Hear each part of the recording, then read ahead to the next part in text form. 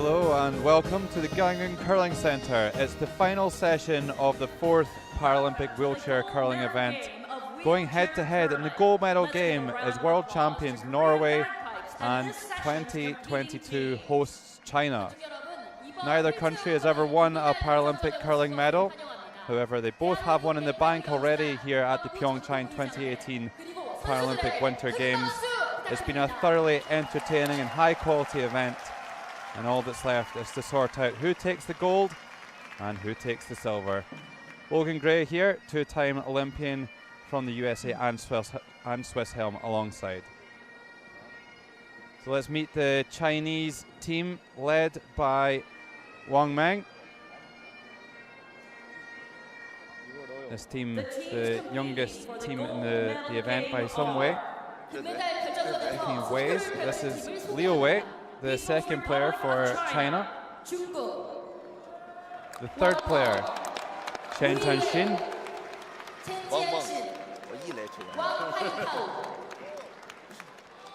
And then the skip and fourth player, Wang Haitao. Thrilled to get their first Norway. Paralympic medal here already, but wanting to go for gold.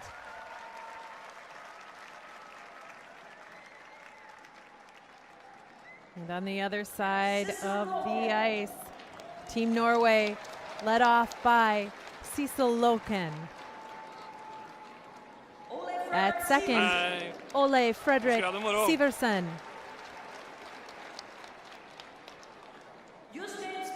Third stones and vice skip, Justin Stordal. And the skip, thrower of the last rock, Rune Lorentzen. Thumbs up. Games will begin shortly. 경기가 곧 시작됩니다. Plenty of support in for both nations. Norway, the reigning world champions who won the 2017 event here in Gangneung Curling Centre. That's how they got to the final. Norway defeating Republic of Korea in an extra end, and China beating Canada with an amazing final stone. Canada, they've got the bronze medal. They defeated the hosts, Korea. And this is their journey to getting here. China only dropping 2 games, one to Canada and one to Korea. They managed to get their own back on Canada in the semi-finals though. That's Bandaby, the mascot. And this is their tournament accuracies. The highest in the tournament for all of these players. They really have made a ridiculous amount of shots. And that's very much their strength. The Norwegians a bit more wily. They had a bit of a struggle of a start, as you can see, dropping their first 3 games and then coming on strong. The experience of Rune Lorentzen, their leader, showing his tactics, helping lead this team into the gold medal final. They might not have had the best statistics throughout the week, but they knew which shots to make and when to set themselves up for a climb to the top of the podium. Yeah, the Paralympic medal was the only one missing from the collection for Rune Lorentzen and Justin Stordal. They've had fantastic careers, and they've already said they're over the moon to already have a Paralympic medal. Anything else would be a bonus. Silver already safe, but you know what? There's no point in just settling for that. You can lay it all out there for 2.5 hours and try and get that gold medal. Yeah, and the most unique delivery in the competition, Cecil Lochen. She lines up directly in front, the edge of the cue right on her chin, wraps her hand around, gets the rock going, and by virtue of their higher placing out of the round robin, China has the hammer in this final game. And the hammer we'll talk about a lot. It's the last rock of each end. It is a valuable stone, and so is that. What a start for Norway. Yeah, that's a good one to get under her belt. You kind of worry that you go out there and the nerves will be a little bit too much and you won't be able to find your draw weight as a lead, but Cecil Lochin's made the perfect start. This is Wang Meng, who throws the lead stones from China, and listen to them yelling the stone down the ice. They have such an energy, this team from the People's Republic of China. You will hear them the entire game. They take such a commanding presence out there on the ice. For being young, for having this be one of their first opportunities, and truly their first opportunity for a medal at the Paralympic Games. It's like they've been here many times. Cecil Lochin has been here before, playing in her second Paralympic Games, and first one being in Sochi. Yeah, she was named to the national team. She made her international debut in 2012 for Norway. She curls out of the Stavanger Curling Club. I'm not quite making it into the rings, and China won't be able to remove that stone. That's not a bad play for Norway. We have seen this Chinese team make takeout after takeout. Their game plans have been pretty consistent all week. They love to knock rocks out of play.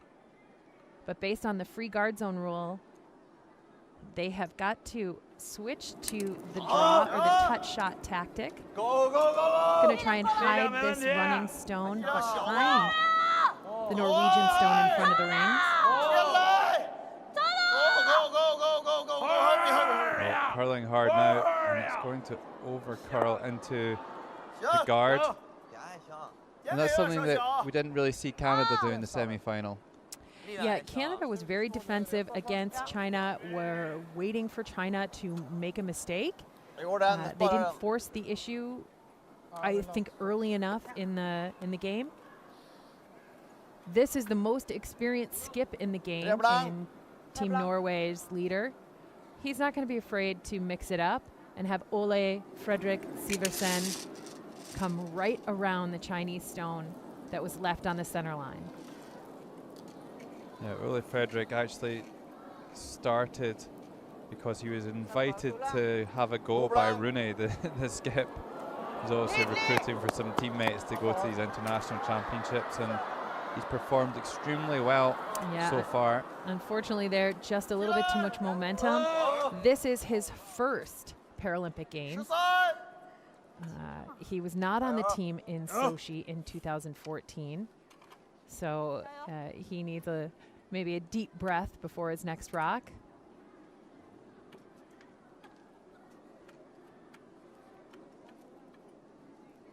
So this is Liu Wei who throws second stones for China. Jing Xuan Yue is his sporting hero, and is also the coach. Yue won the bronze medal at the 2010 Olympic Games and the World Championship here in Gangneung in 2009. And he has played a peach. What a start. A great first rock, absolutely perfectly placed into the forefoot. That tight measurement in the center of the rings, right behind a guard. So Siversen trying to chip the guard off here.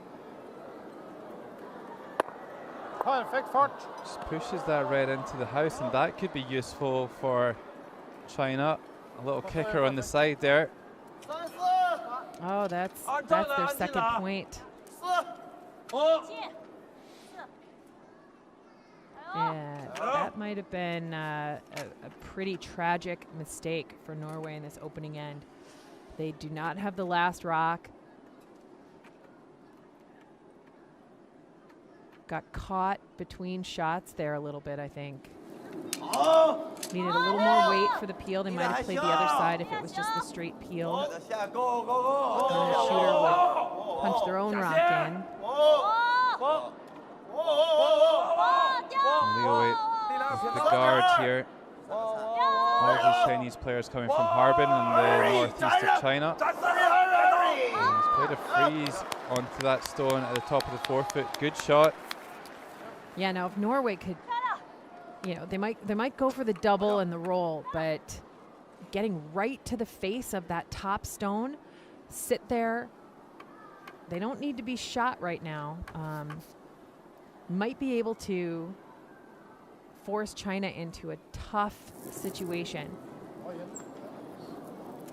Houston Stordahl, he can throw the big weight necessary for double takeouts. Nearly makes that hit and stick on the nose, but just rolls far enough that China can remove that stone. And with a good hit and a roll, they could tuck this one underneath the yellow stone on the left.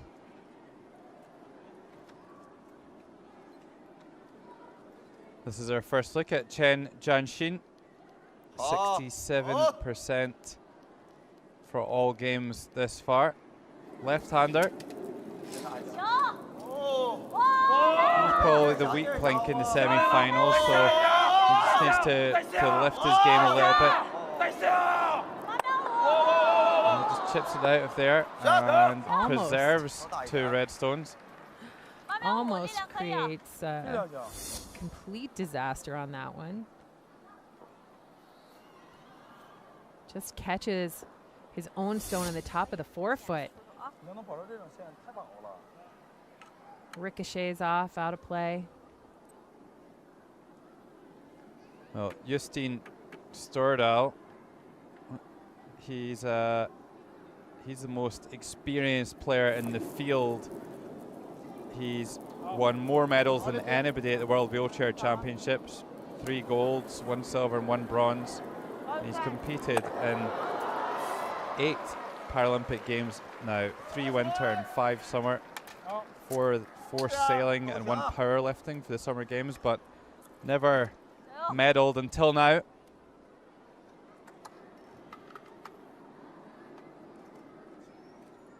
I think even he might be feeling a little bit of pressure out there today.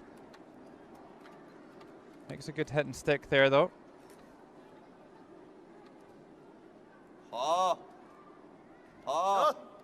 So these athletes set themselves. The idea is that their chair must be stationary. Their feet have to be off the ice. They want to be clearly lined up behind the rock. All of the motion comes from their upper body, out through the delivery stick, and into the rock in a steady manner. And just like that, you get a hit, you get a roll. Great shot for China.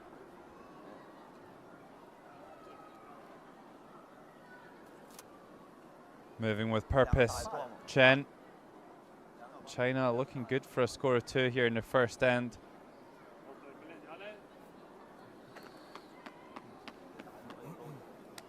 But here comes Rune Lorentzen, plays out of the Halden Curling Club, 3-time world champion. Also was part of the European champions for team para table tennis in 1999. Yeah, these are all-around talented athletes that are out here. Renee also played in every single Paralympic Games. 2006 in Torino, Italy, 2010 in Vancouver, Canada, 2014 in Sochi. And here he is in PyeongChang, about to win his first medal. He'd love for it to be gold. He did say that he is thrilled to have secured the medal after so many years of work. He would have maybe scripted this opening end a little bit differently. A couple of nice shots from the Chinese skip to open. will set China up for a 2-point lead.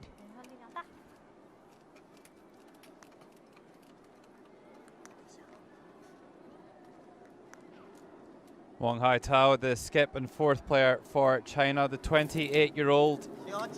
Very young team this. Liu Wei, the second player, is the oldest player, 33. They play these takeouts very hard, but they're very accurate as well.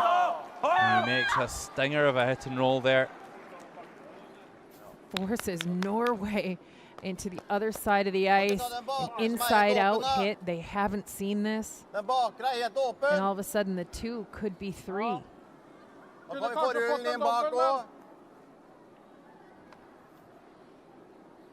Oh, the wise skip from the other end.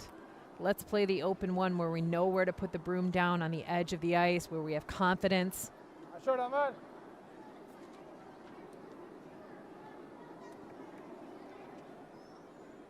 The steely-eyed Norwegian. His last rock here in the gold medal game in this first end. Well, he would love to get a little bit of a roll inside here. He's looking wide at the moment, though. Has he got it? Oh, he's missed completely. And China have a draw to the paint for 3. Can you believe it? It's a great call there by Lawrenson, but fresh air on the outside.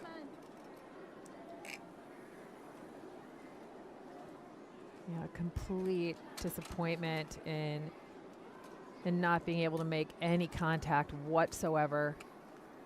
And this man has had several of these shots throughout the tournament, these open draws. He has very consistently made his opposition pay for giving him the opportunity. Well, Wang Haitao must think all of his Christmases have come at once right now. Just needs to draw one into the house. And they're encouraging it to get down there. Has it got the running to do it? Gotta go, gotta go. It's short. What a let-off for Norway. After that huge miss by Rooney Lawrenson, Wang Haitao can't convert. Still getting the high fives though. And still a strong start for China. Score of 2 in the first end. They lead Norway by 2 shots to 0.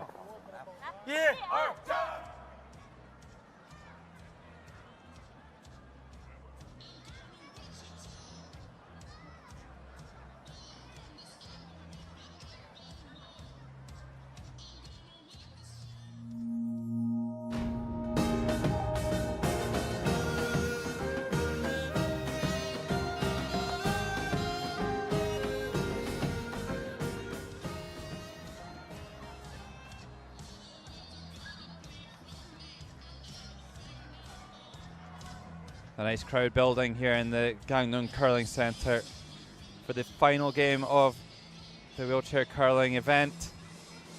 China making a very positive start, leading Norway by 2 shots to 0.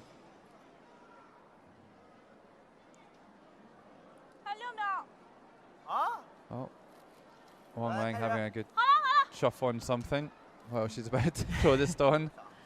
Just chomping away. Keeping herself energized and fueled.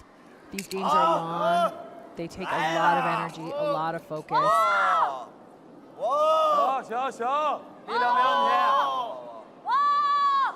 Well, they wanted to stop. It's kind of like listening to Sergio Garcia or something out on the golf course, and he's shouting at the ball and telling it to go and stop and spin and all sorts. You never know what's going to be the difference maker. And we have seen that tactic from Team China really does energize them and keep them together, pushing towards the goal together. Much quieter bunch, this Norwegian side. Just go about their business quietly, get the job done, get lots of stones in play. Yeah, the team from Norway has just had the most incredible kind of comeback performance throughout the week. They were up against it from the start of the championship. They made lineup changes.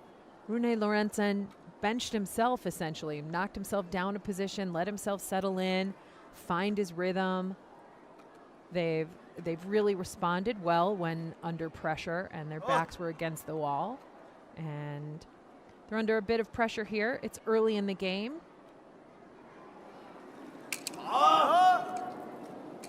And Wang Meng's going to do everything she can to keep that pressure right on them.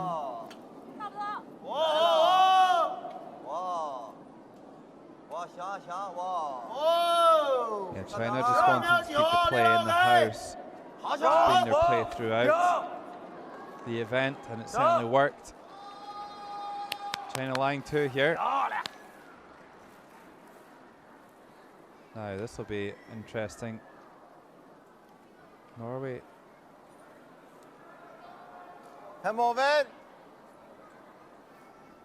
Looks like they are going to play a takeout on 2 red stones. I wonder if they'd try something a bit more adventurous, a bit more creative.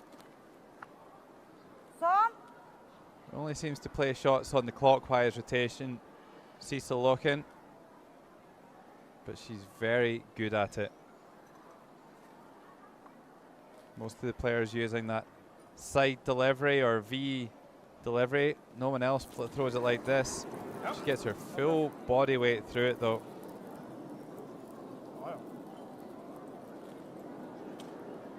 You've got to consider that technique is self-taught. Yeah, well, I mean, it's clearly adaptive to her strengths, and that's the thing about a curling delivery. You know, to your point about golf, every player has kind of a natural swing, a natural ability, and you've got to figure out what works best for you, that you can create the most consistent technique that's repeatable, that you know how to manage.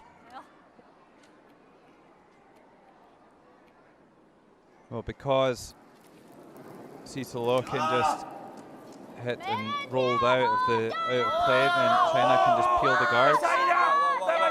They're definitely the most defensive team that we've seen this week. Takes the guard and rumbles the one in the house as well. Just clears everything out of there.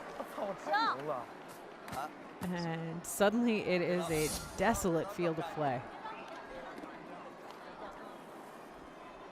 Absolutely nothing in play now. Destructive. I don't think he'll be too worried about losing the one in the house though. Not when you're up by 2 points.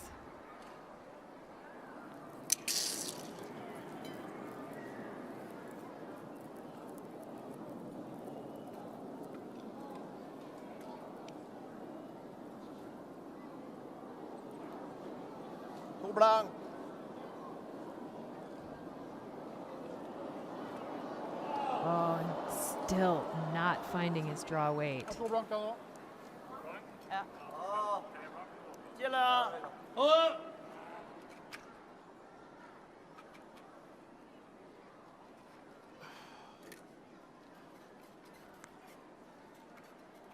it's been a slow start to the game for Severson.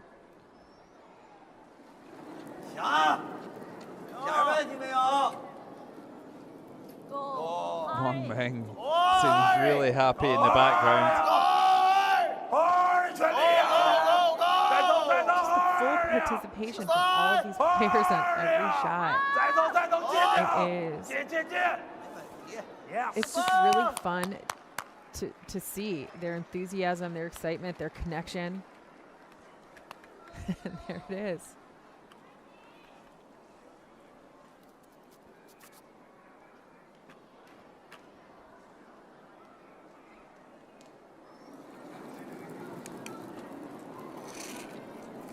Take out this time for Severson. Time to get a little production, and he does. Nice wide open takeout. Hits square on the nose of that rock. Yeah, and that's his favorite game, so it's nice to get a couple of stones there you're comfortable with under your belt. He'll be back in the third end. This is Chen Jianxin. Shuffling his way into position. And his teammate, Leo Wei, right behind him, stabilizing that chair.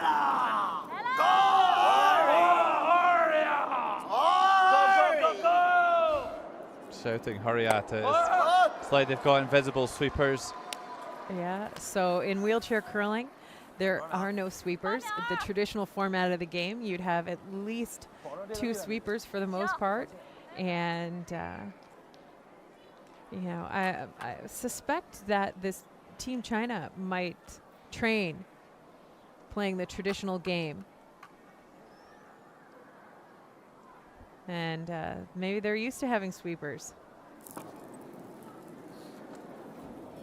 Or maybe they can just see something that we can't. Maybe that's why they make so much shots, so many shots even. Stordal just picks enough of that one to get it out. Accomplishes the primary goal. And at this point, I think Norway's looking maybe to blank that wide open field of play from the great shot from Leo Wei that just removed every rock from play.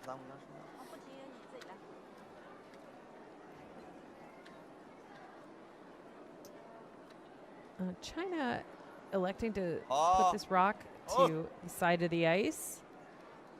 Draw to the wing. Yeah,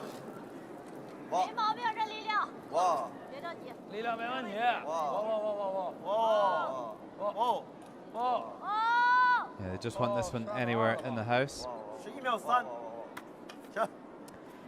I think they're going to be a little disappointed because that's going to be only through the back line and out of play. It's heavy. Well,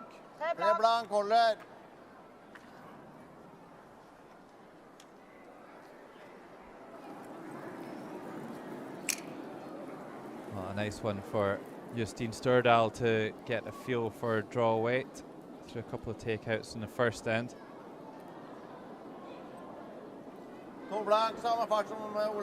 And the conditions do seem to be fast this afternoon. It's cold and dry outside and ice conditions very slick indeed. That one drifts through the house and leaves something for China to try and freeze on. Maybe they can still force Norway to score in this end yet.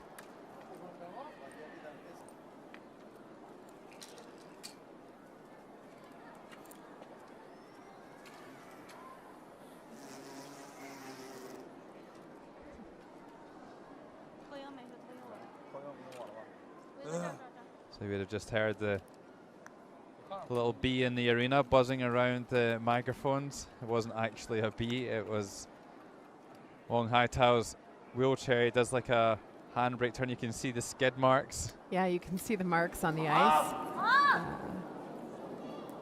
He moves very quickly up and down the sheet of ice. He wastes no time. And then he slams on the handbrake and spins right into place. Looks like a good attempt here. No, that's not just a good attempt. That's near perfect. Oh, such a difficult shot, that wide open freeze. Terrific attempt by the Chinese skip. Yeah, and that shot in wheelchair curling, since they do not have sweepers, that man right there has to do it all on his own, make it perfect. And now it's going to be up to Rune to do the same thing. Make it perfect. He was going to remove that rock from play. Det greit å nåse da tar vi bort den backinga der. Det greit å nåse også.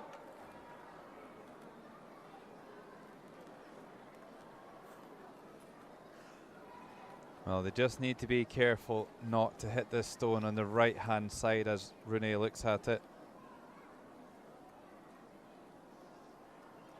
All of them have different ways of doing it.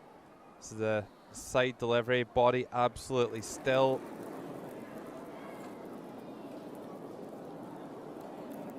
So it's on its way and looking for a nose hit. starting to break now. Hits on the inside, and that is the mistake that China were trying to force. Another mistake from Rune Laurensen. Follows up that one in the second end with this one here. Could have hit that anywhere on the left-hand side of that stone and it would have gone away. You know, remember he missed with his last stone in the first end.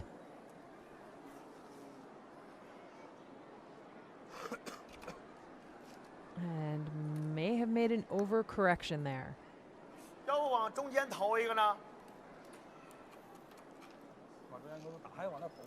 So anywhere in the house here.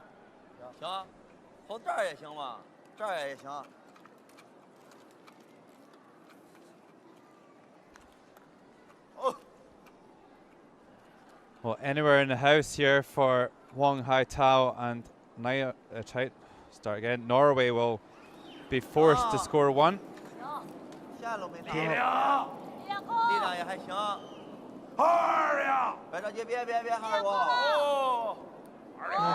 rock starting to curl. They'd love it to sit about 6 feet in front of the stone that's in the back of the rings. Short again. Does Norway have they can see that rock in the back. It's a little bit of a disappointment there. Yes, Norway has all that rock. They're going to try and blank this end. So they just need to peel it out. Rune Laurensen with the final stone of the second end. Needs to steady the ship a little bit. Needs to make a good shot. This is looking pretty good. And does it roll out? Oh, that's close. I think that might be in. I think that might still be in, but we'll soon find out. Justine Stordal calling the official to measure this one. So rather than the measure that we've seen used throughout the week, measuring 2 stones, then this one is called the biter, the 6-foot measure, and it just determines whether that stone is in the house or not. Norway don't want it to be in the house. They want to keep the last stone advantage. And if they blank this end, they'll do so. If they score one, then they will relinquish that last stone advantage and give it back to China. Of course, when you have the last stone, then you want to score 2 points or more. So 1 would be a bit cheap. It is in. Just had to roll another inch. The official just double checking. So it's a score of 1 for Norway in the second end. And when we come back in the third, it will be China with the last stone and leading by 1 shot.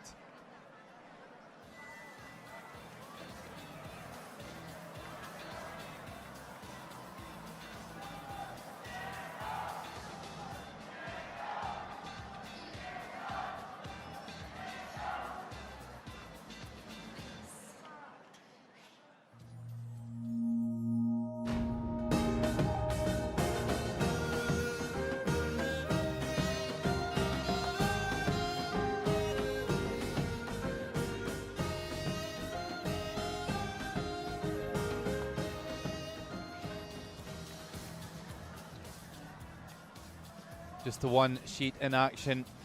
The gold medal game on sheet B. Over there on sheet D, the podium where the medals will be presented later. We know China will get the bronze, but who's going to take the gold and the silver?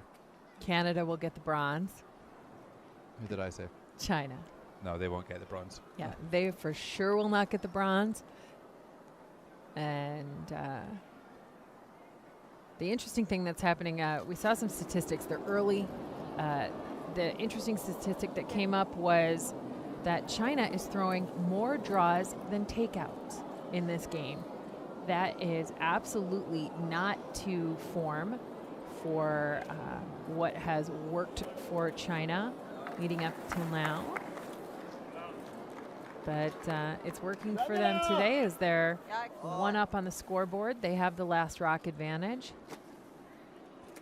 Yeah, they could be further ahead as well if they missed that open draw for 3 in the first.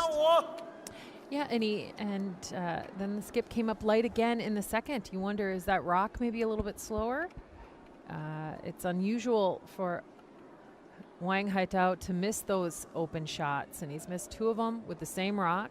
They'll have to keep an eye on that.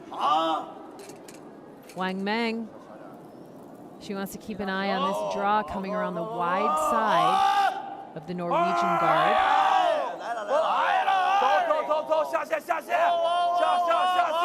It's a really good line here. Just needs it to rear up now and actually curls right out the other side. Great effort though. Giving herself a high five. Yeah, she gave an interview after winning the semifinal where she said that now that Team China is on the podium for certain, she can relax a little bit and enjoy this game. Yeah, she does look like she's enjoying herself as well. Definitely the smiliest player on the ice. Unfortunately, you don't get any medals for smiling a lot, but she's making a lot of shots to back it up as well. So yes, she is. So a couple of guards from Norway. Looks like we might get an explosive third end here with lots of stones in play. Yeah, these are fun ends. Guards out front, some rocks in the scoring area.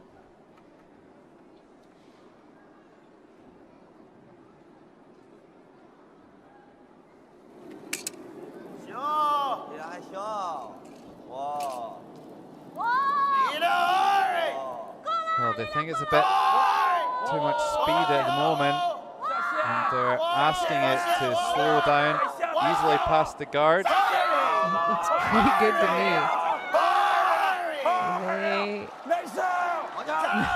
That is right. What a stone there from Wang Meng. Couldn't have placed it in a better spot. So much curl on the ice. That passed that guard by at least a stone, maybe a stone and a half, and it banks right down in there. Oh, the playing conditions for these athletes have been excellent this week. Now, this is a tough shot here for Severson. Probably not really what he wanted to see.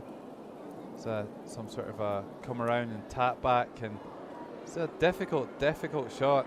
And he's so tight on the guard and then opens it up. Well, hopefully they'll be able to see it next time. Severson with that big bit of blue tape, that blue bit of physio tape up the back of his neck. It was pink earlier in the week. They found some blue tape for him. Yeah, match the trousers.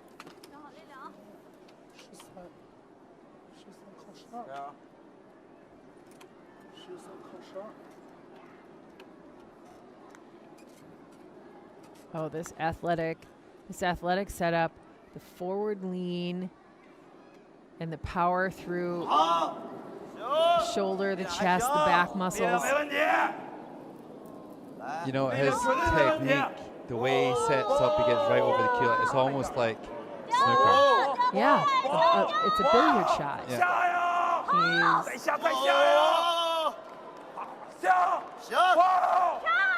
And that's good. Right in front.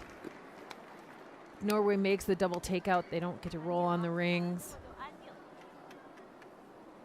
There's maybe a chance for a triple, right? If you were to hit just off nose on the inside of that top rock towards the center line. You could get all 3 of the Chinese stones moving. But he's given it a lot of weight, just lacking accuracy though, and hits and runs and leaves China in the same position really to throw the guard once more. Norway seem very quiet out in the ice. It might just because of the amount of noise that China make, but yeah, it is a unique kind of team, China. That yelling, that that big, fast presence, how quickly they maneuver around the ice. It's unusual, I think, in wheelchair curling. It may be the new standard if, as China's here playing for the gold medal.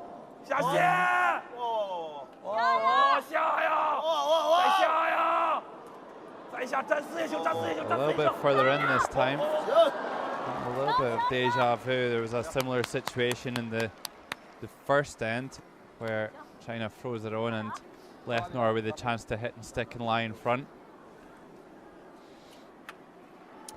Yeah, the angles are a little bit better for China this time, though. Actually,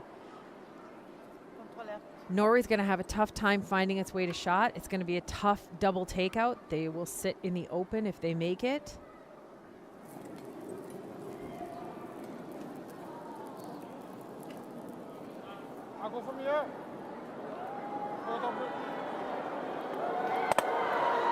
Again, Norway just struggling to keep their stones in play. It just makes life so much easier for China because they can just keep throwing up those draws, whereas if they manage to keep one in the house, the Norwegians, then you may well see China play a takeout. The best hitting team in the field, China, has become the best drawing team in the field in this gold medal game. There's no question that the best shot makers in the field always had the strategy to back it up, and that's absolutely where Norway excel. They have good strategy. It's just about whether they can make enough shots to live with this Chinese team. Looking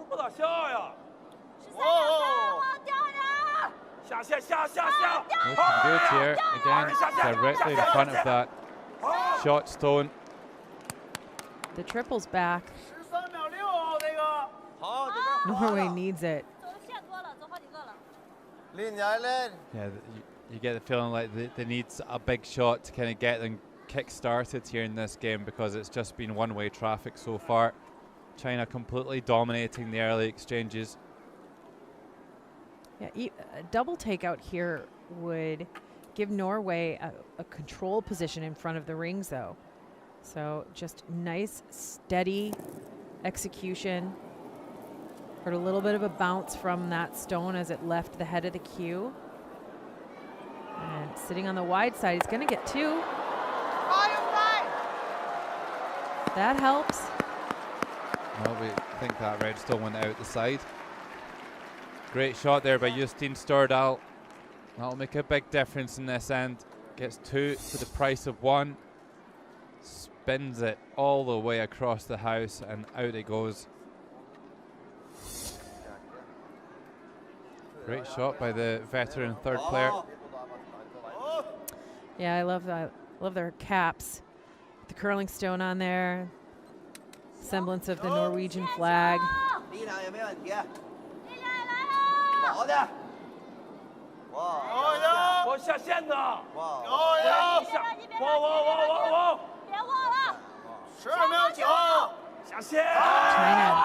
about to tuck in their stones halfway underneath that guard, high in the rings. Beautifully managed draw there.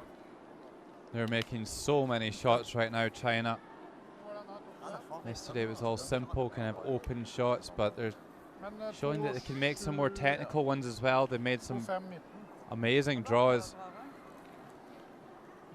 Oh, and here comes Norway without the last stone, calling the draw here. It's time for Norway to try a different tactic. It is dangerous, but if this skip could settle a rock down in between those stones, the Chinese counters, he might be able to change the fortunes of Team Norway in this end. You can see the hit would be difficult. You could only hit half that rock. You'd roll into the open. This is very risky. The reward would be high.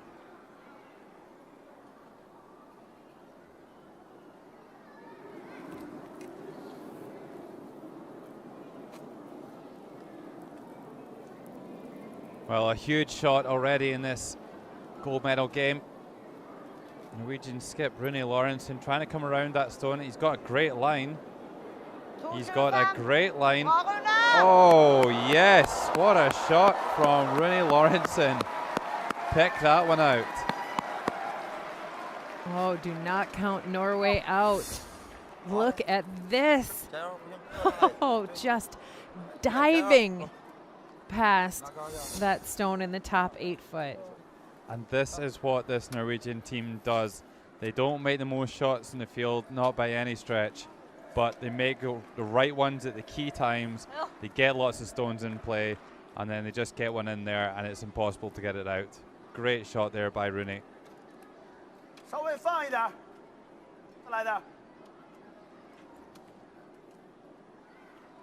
And now, for the first time this game, this man is under pressure.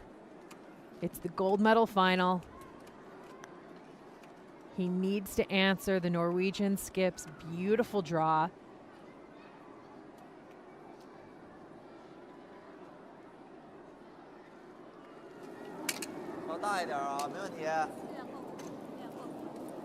He's going to play a split on the top.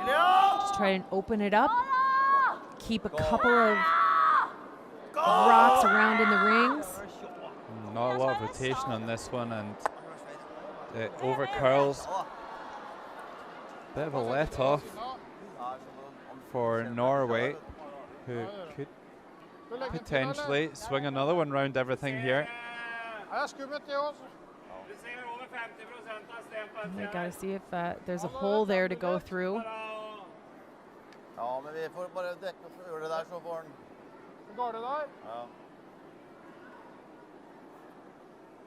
looks like they want to protect what they've got. Still thinking about it though. This is a wise man.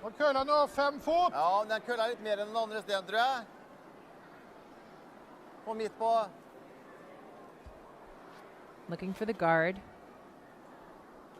He knows that the skip from China throws such accurate, big takeout weight. If he could get through that port and chip the Norwegian stone out, it'd be for 2 and send China to a 3-point lead. Way it stands now, if Norway could land a rock on that tram line, they could block all access. He doesn't look convinced. Yep. He's changing his own target. A little bit less ice.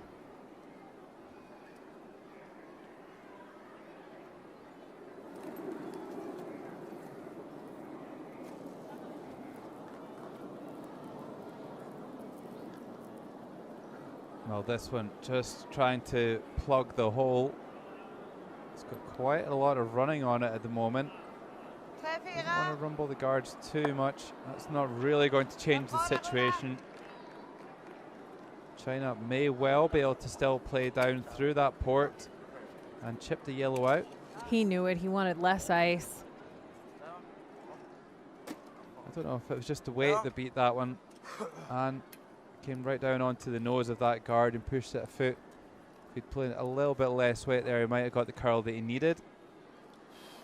But we have seen that crossing that center line, it has been a little bit straighter than, say, coming right from the outside of the sheet into the middle.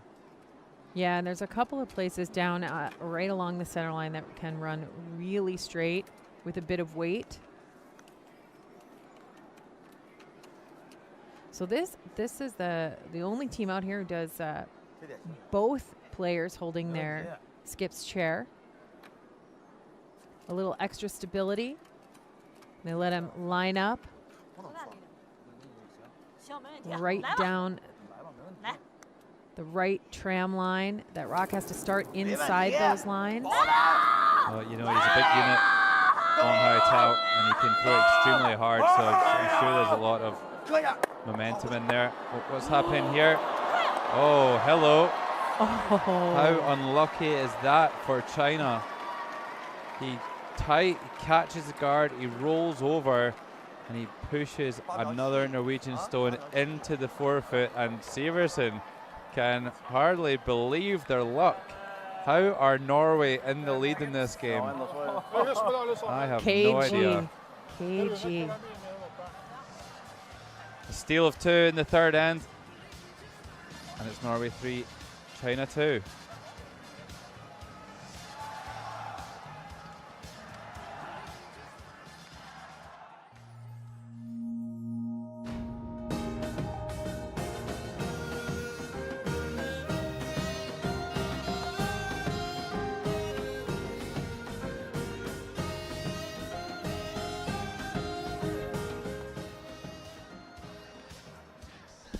Look at this. Now look at the difference in the stats there between China and Norway. China have the Norwegians' number in shot making, but Norway seem to have the Chinese number in craft. Yeah, I mean, this is Rune Lorentzon's gift. But all credit for that draw he made. It was under such pressure. A beautiful draw. Sisoloken lining up, torquing that wrist over the top of her cue to put rotation on it.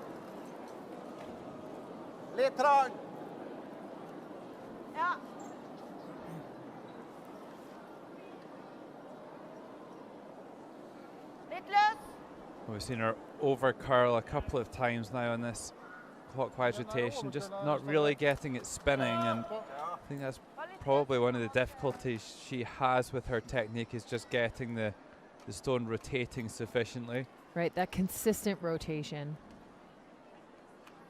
She's got a beautiful command of the speed of ice. She puts rocks in great places in the field of play. And her trouble definitely comes from the amount of rotation or lack of rotation sometimes. Pulls up short on her or over curls. You can see the number of rotations on this rock. It's going to hold it straighter. It's going to take it further in distance. It holds a more true line to the shape of the ice. And continuing with her beautiful draw weight. Wang Meng happy with where that rock landed. A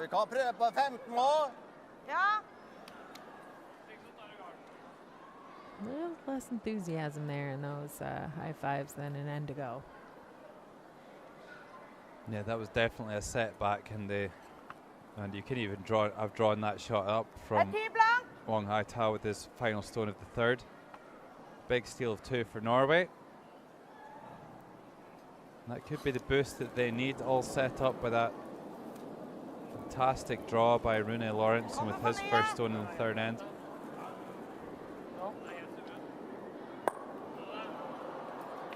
So Loken just peels off her own guard.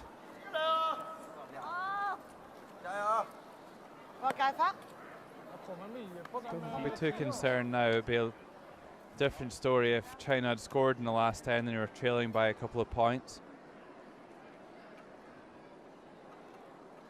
Yeah, the game management, the end management that Norway bring, they know the upside and the downside to where they are and how they call their shots.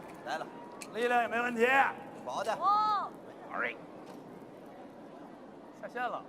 Hurry.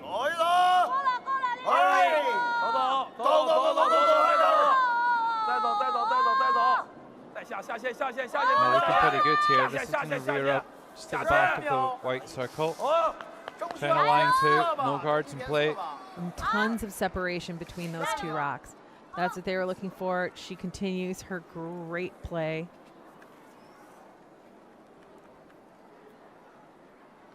So this is that real straight spot that we have seen down the ice. Every now and again, if this rock gets going on the far side of the center line, it can hold the line.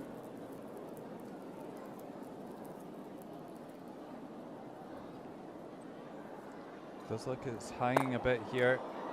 Oh, just about gets both. Oh, it is out. The world's slowest double takeout. That is just stunning. That straight spot on the ice helping Norway. Oh, he loves it. Big punch of the air there from Ole Fredrik Siversen. Yeah, there are pictures on your screen, but not on the line score.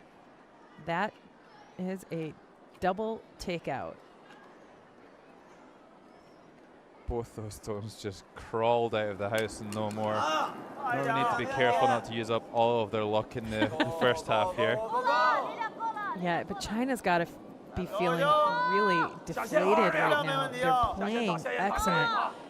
The only shots they've really missed are their skips last. Other than that, this team is executing at one of the highest rates of any team in any game in this championship. Det 2 meter mellom dem. Du treffer der. They need to get their skip on track. Ja, kjør full fres, du.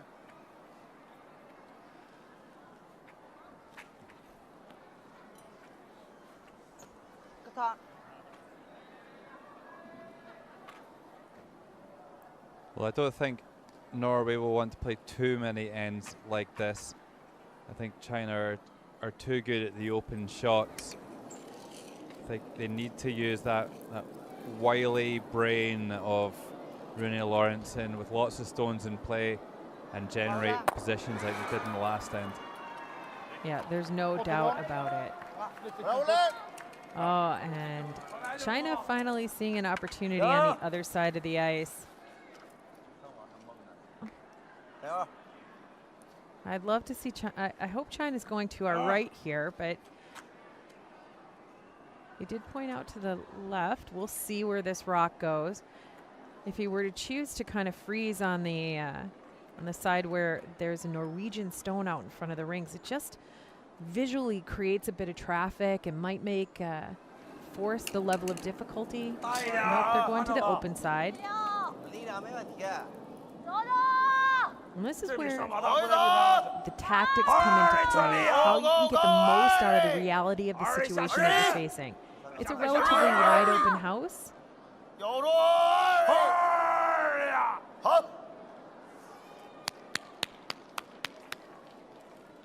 It does just squeak into the house and no more.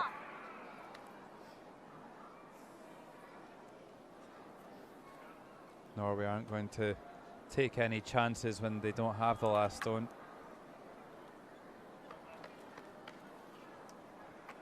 Oh, Stordal to play.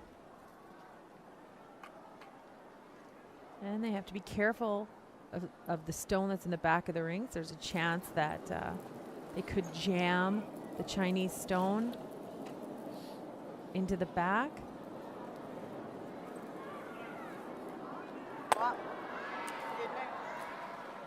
Well, just hits on the wrong side of the nose there. But doesn't jam. Leaves a guard, which China will try and come around now.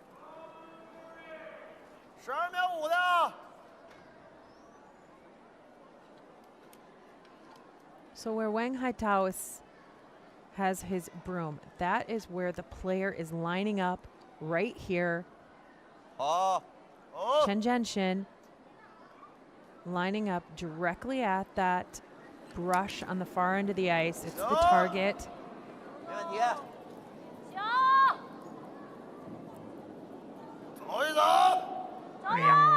And with the right speed and these beautiful ice conditions, this rock can land all the way behind that corner guard, that Norwegian stone in front of the rings. Runs just a little bit straight, sits open, but great weight again from the Chinese third.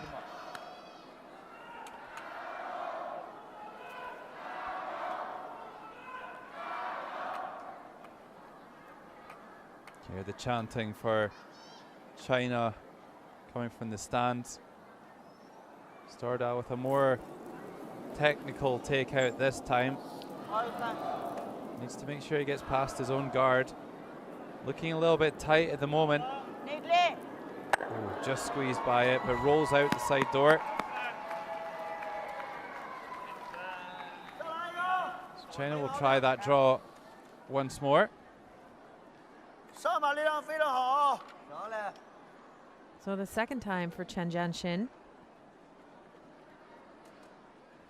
They've got just about the same target. Now remember, that rock sat fully open. And he had beautiful weight. This might just be one of those spots. If they leave the center line too early, it'll curl a ton. This one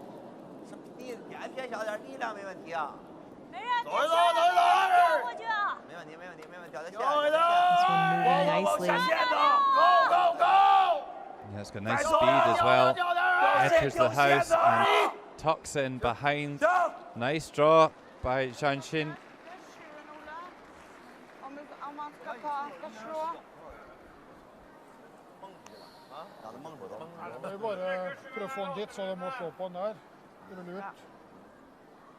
A tough shot here for Rune Lorentzen. You can only see a big half of that red stone and needs to be careful not to jam it on that red stone at the back just beside Justine Sturdal there. May we have the 8 please before the 7?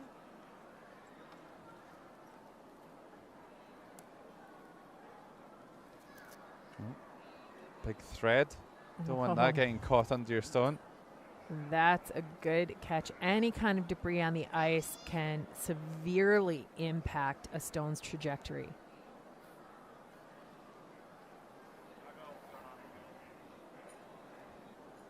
This is again a situation. There's no sweepers to help keep the path clean in front of the rocks.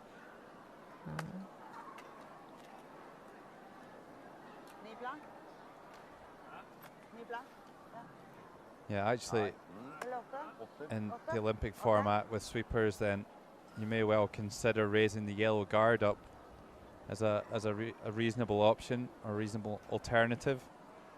But Rune Lorentzen doesn't have that privilege. Gets himself set up, and it's not the heaviest takeout we'll see him throw today, but looks like this is curling early. Is it by the guard? Oh, it is. Oh, he's come to play, Rune Lorentzen now. Took a couple of ends just to bed in. But, wow, what a shot. What a shot. Rolls to the center as well, so it's very difficult for China to get their stone behind the guard now. And do you have any clothing with a curling stone on it like that? I do. An embroidered logo, curling stone. Yeah, I believe my first one was probably about 1994.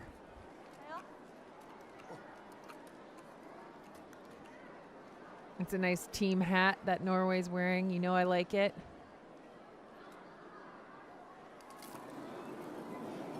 The long high tout. Going for this hit and roll over. He's just going to hit this one in the nose and roll away from the guard actually, so. He just throws so much power. So much strength, power.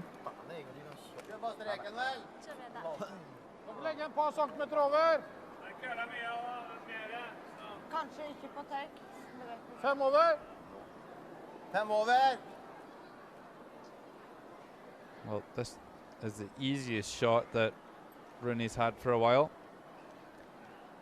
Yeah, but he cannot afford a letdown. These are the kind of shots, these open shots that have to be executed.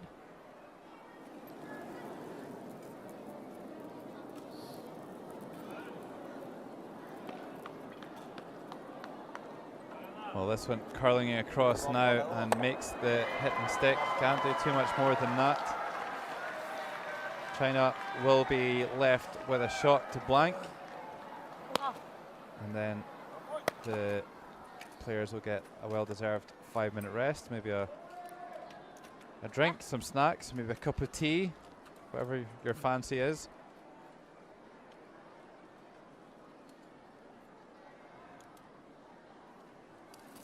Grapes on sticks, that's what we saw a lot of during the Olympics. Anyway, the final stone of the fourth end. Wang Haitao going for the hit and roll out. Well, he's stuck it. He's stuck it in the house. And that will end a very entertaining first half. Unpredictable stuff here in the gold medal game. And at halftime, it's all tied, nothing between them.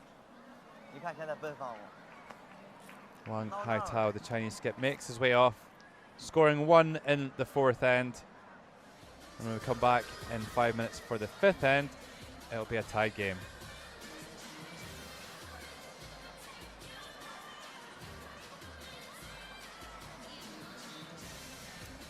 And we congratulate our Rock Radio winners. Way to go. Thank you for texting in your questions. There's English and there's Korean Rock Radio. 관중 여러분, 랑라디오에 관심을 가져주셔서 감사합니다. 메시지를 보내보신 중 몇 분을 선정해 특별한 선물 드립니다. 지금 전광판에 당첨된 분이 나오고 있는데요. 큰 박수로 축하해주세요.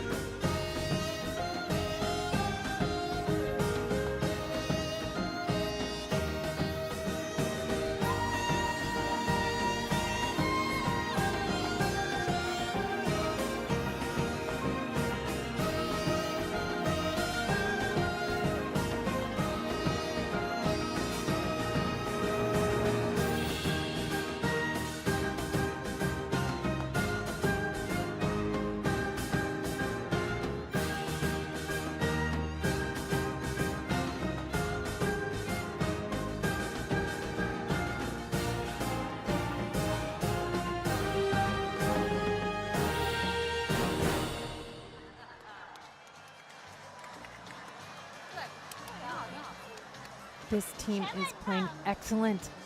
Lead, second, and third.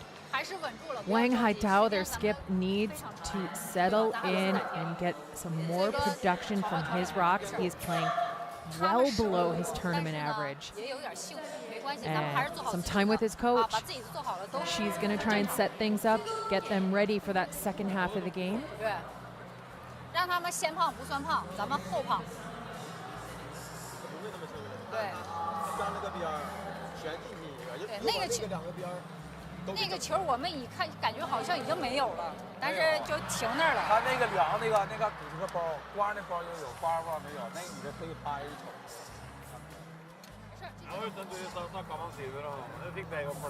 So Norway started out a little shaky.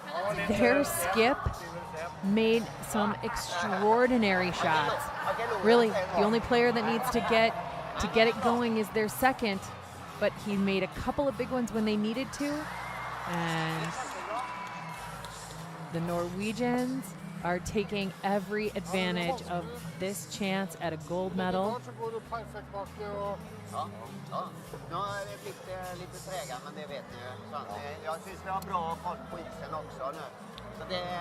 Vi kan velge også å gå rett på vår egen garderob.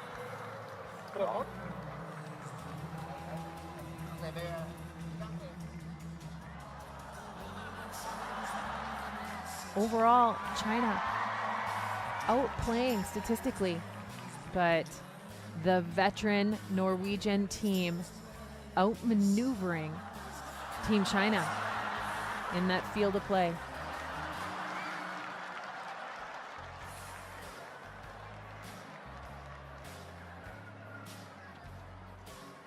Thank you so very much for playing along. That was awesome. 여러분의 적극적인 참여와 관심 감사합니다.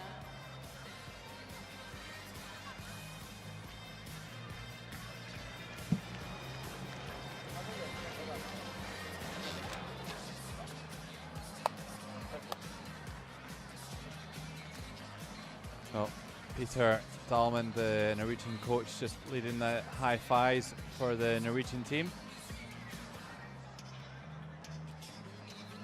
And with just 30 seconds left in the break before fifth end gets underway and the clock starts for China.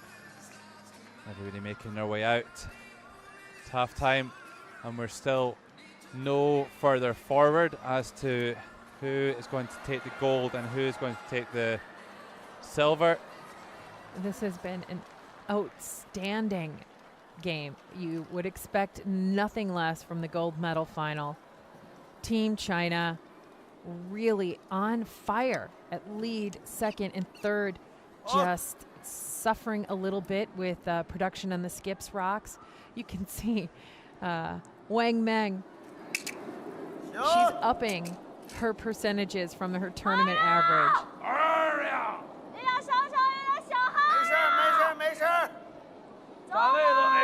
Looking a little bit inside at the moment. This one's going to cross over the center line where she would have wanted it. And keeps it nice and tight to the house though. That's a good start to the fifth end for China. And always that signature smile. It's a dazzling smile, and you know, she gives it to her teammates. She glances up at her coaching bench. She looks like the kind of person who would never have a bad word to say about anyone. This is Cecil Loken throwing the clockwise rotation as she usually does. Yeah, now she has thrown about 141 clockwise rotating shots and 49 counterclockwise. So the difference is pretty significant throughout the tournament. If I was Team China, creating my game plan would be built around that stat to start and end. Yeah, there's always a favoritism there towards the clockwise, about 3 to 1 roughly. She throws in comparison to the anti-clockwise handle. Here's Wang Meng. I'm trying to make a freeze here, I think. Come right down into the rings. Oh, it's a takeout. Oh, she's wide is the initial indication from the thrower. And based on the kind of weight that China throws, being wide is pretty unforgiving set of circumstances, and there you have it. So we talk about that, the clockwise and the anti-clockwise or counterclockwise shot. If China had sat their first guard on the other side of the center line, Cecil Loken would have been forced to the turn she does not prefer. So that's the kind of little subtle game plans, little subtle tactics that you know, China will only get better with as they keep competing. As we mentioned earlier, they're the youngest team out here in the field. The youngest player, though, was the alternate for Team Norway. She's 19, getting lots of good experience watching and working through the systems with Norway. Super to get that young an athlete, this kind of experience. Yeah, and learning from the great master as well, Rune Lorentzen. It's a perfect apprenticeship. Cecil Loken just drifting to the back of the house here, and China will have another chance to make this takeout at the top of the red circle. And Leo Wei, he's being asked to kind of pick up the pieces from the missed shot. He's having a great game. A little bit of a bounce there off the end of his cue that really makes a huge difference. And that's what you get. You end up peeling your own center guard. Things are wide open now. Well, it looks like an obvious decision here to throw a guard, but actually, it's not really what you want to do when you've got the last stone, and Rooney knows that. Nå kom jo. He could throw another one into the house. Calling on his old buddy, Justine Stordal, to help him out. Ja.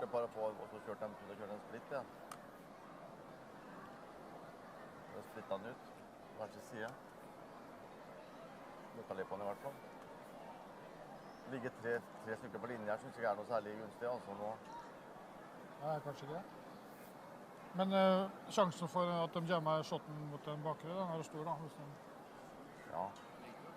Men drar vi inn tre, så kommer mye til. So there really only is two options here. You either guard the two stones in the center line, which would be very risky, or you just draw one over to either side of the house, right out to the wings. Men er den åpen, så går det dobbelen rett I think der. that's her preference, Anne. Yeah, at this point, you know, separating those rocks as much as you can, I think would probably be the ideal scenario. The challenge is that China loves to hit. They love to hit. They are very good at it. And Team Norway kind of going through the different options there. And also this is about getting some production from your second, who is struggling a little bit. We talked about that at break, that he needs to find his groove. So what is the best shot, not only for the situation, but also for where you know the ice conditions and how the player is throwing? What are they going to make? So by drawing into the center of the house, Rune's giving his player a couple of options. If it comes up short, it's a guard. If it comes up heavy, it taps their own. This one over curling a little bit from Severson. Very, very long par for the course, really, that the players didn't pick the shot that we would. Yeah, but that's all right. But, you know, and again, knowing kind of the tolerances for your athlete, that's a made shot for Severson. And he's been struggling. So to feel good about something, that will carry on to his next rock. And that is something that Team China, that's a rock out there that they have to navigate. They have to do it immediately. The danger with a center guard when you have hammer is that you may be the one navigating it at the end of the end. Well,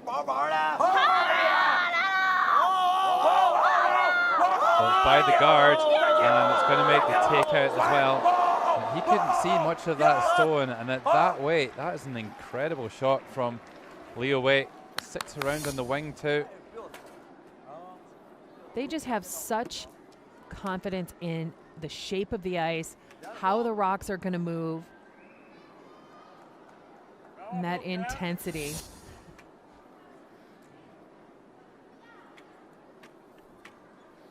Yeah, he wants back on the ice as soon as possible. He's away to the little boys' room for a couple of minutes. Anyway, this is Ole Fredrik Severson, only 42% in this game. Do with him just making a few more shots. Plenty to take out on the wing here.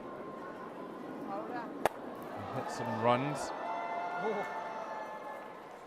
That was second shot position. I thought they might have just played a draw over there somewhere.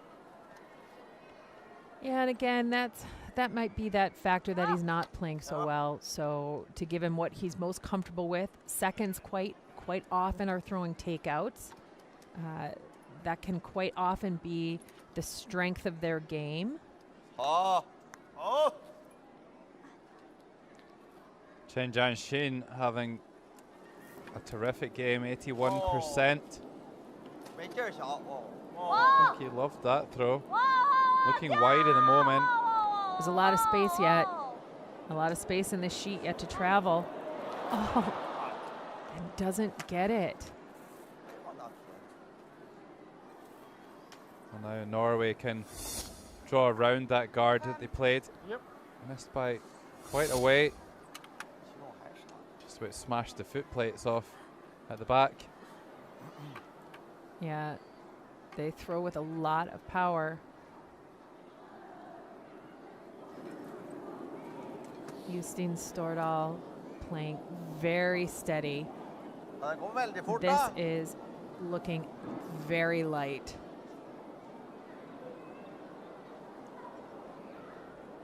Not even close. And Norway not able to punish China for that huge miss with Chen's first stone. He's going to get another bite of the cherry here, though. Now you just wonder, where's the correction? Is it in how they set the target, the weight they throw, the line he throws? You never want a double correction. Less ice and less weight, less ice and being tighter to the broom. Well, certainly tighter. And that's exactly what you're talking about, and it's so easy to do. It is so easy to do. Your skip tightens up the ice. You missed on the wide side. You tighten up your line, or you take some weight off, and you get that double correction, and you end up with the second miss of the end in the same spot. Norway with another chance to hook one around the centre guard. Great chance for multiple score here for the Norwegians. Justine Stordal with that more upright position than a lot of the other players.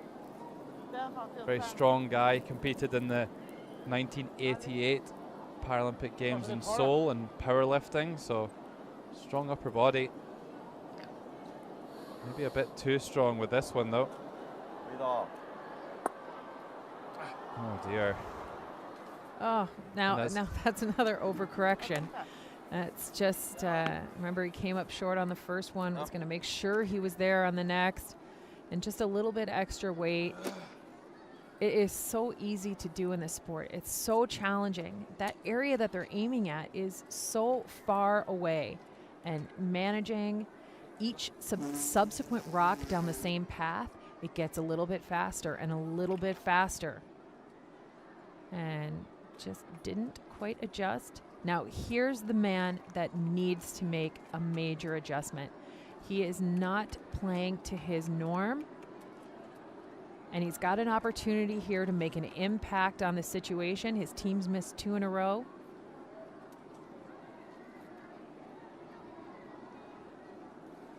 Very long cue. Yeah. Probably over 2 meters long, that cue. He's done a good job here. Makes the hit and stick. Lovely shot there by Wong Hai-Tao. He shows the third player that's how you do it. Yeah, now it's decision-making time for Rune Lorentzen. Is he going to play the hit? He is. He's going to play the hit in the back. It is vital that Norway keep this rock in the rings. Vital. That center guard, we talked earlier that it could come back to punish the team with the hammer. If Norway should roll out here, China gets a free practice draw right in the center of the rings, potentially behind cover.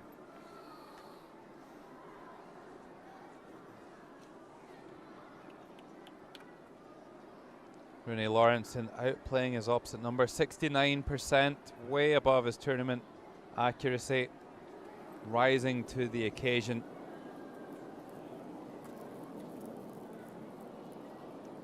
This needs to curl a bit, I think.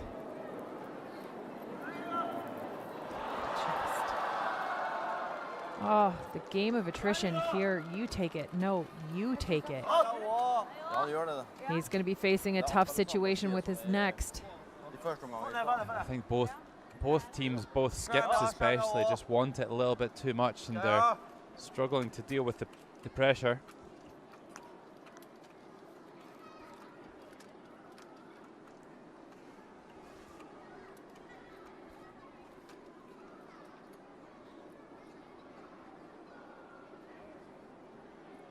So anywhere in the house for Wong Hai-Tao. He's really struggled in his draws today, only 25% for 4 draws. He's been a bit light with a few of them. This one's got some running on it. He's got a lot of running on it. Will the back one save him? It won't. He takes it out, and maybe His saving grace is here that he rolled almost behind the guard. Looks like it's still open though.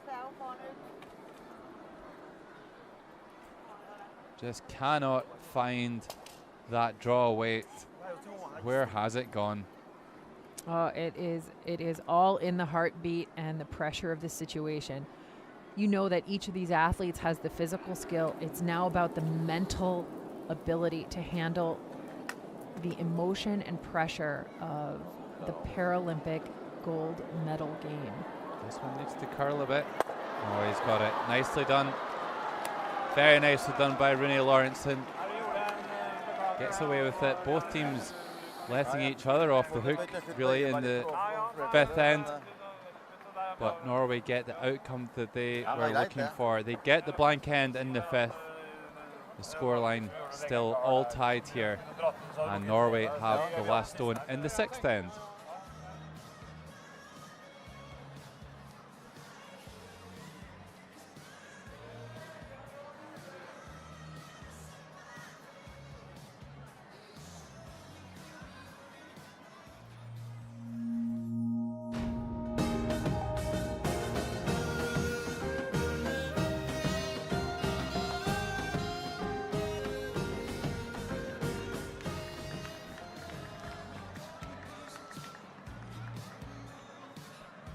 China's stats just starting to fall a little. Yeah, they were well ahead in the early part of the game.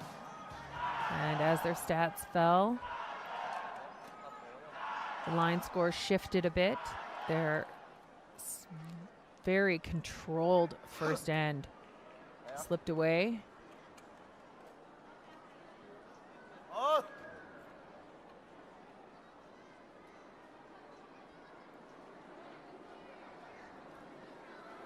Wong Man gets the sixth end started. Sends this red Chinese stone on its way.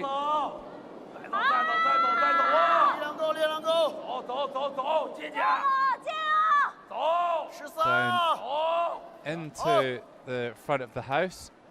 I think we'll see a corner guard here from Norway.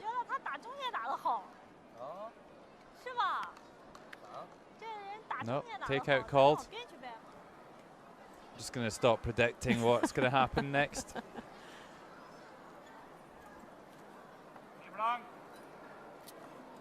That could still be a corner guard target. We'll know in a second. It's a takeout.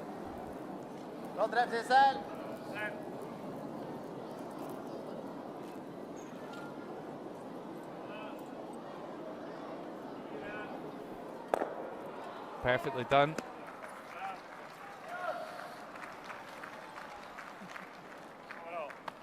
This is just playing right into the Chinese hands here in this sixth end. Norway not really showing any willingness to take a chance and try and put two on the board here in six.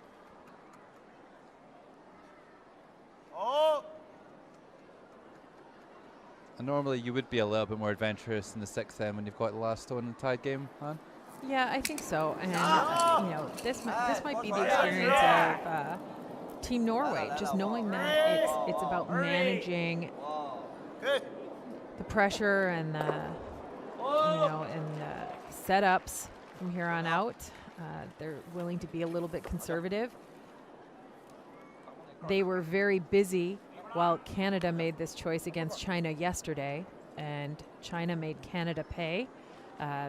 Norway were in their own semi-final battle against the host nation, Republic of Korea. So they might not have been watching that game. We know with China, you need to put some pressure on them. You need to force them into very difficult situations. Two good takeouts here from the Norwegian lead. And that's a really good takeout, moving to the side, moving away from the center of the ice, changing up the angle for China.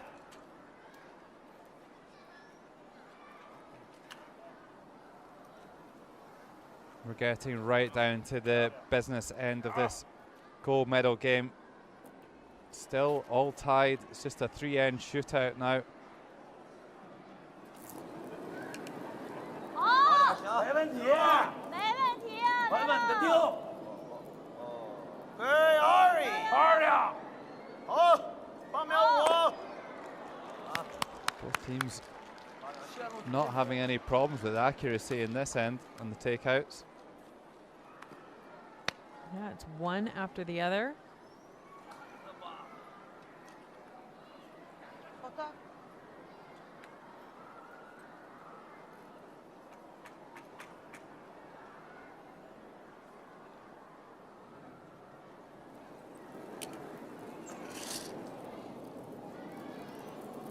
Norway would love to just sit right on the nose, hit square.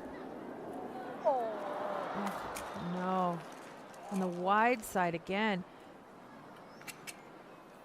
Litt kneppet. Ta neste. 加油了！ I think it's a little bit of a technical issue. The Norwegian team don't seem to kind of keep their cue nice and low to the ice like the Chinese do, and by flicking it up in there, I think they're inadvertently flicking the stone offline as well. If you watch Leo Wei, he keeps the cue very low through, he goes right through the stone to the target. Yeah, any kind of upward momentum at the end of the release can put a little bit of outward momentum on the trajectory of the stone. It holds true in all disciplines of curling. Needs it to stop now. Needs it to stop. And it just hangs on.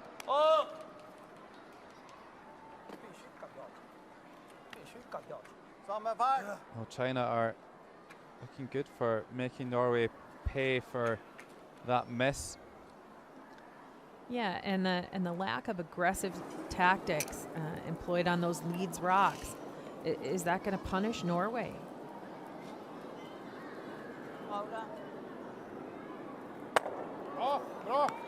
Well, that's a beauty. After missing that previous one, he fully focused on that one and rolls it right over in front of the other one. Great shot there by Severson. Well, that's what you got to do. If you have a mistake on your first one, follow a miss with a made shot.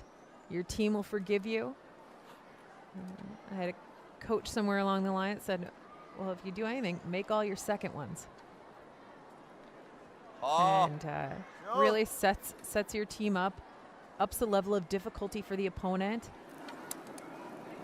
Perfect person to face that tonight is Chen Shin.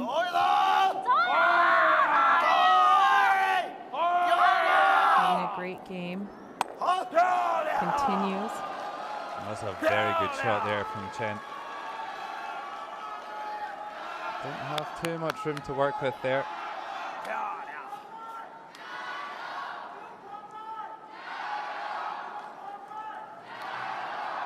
But those two red stones now lined up, stacked up for a double here.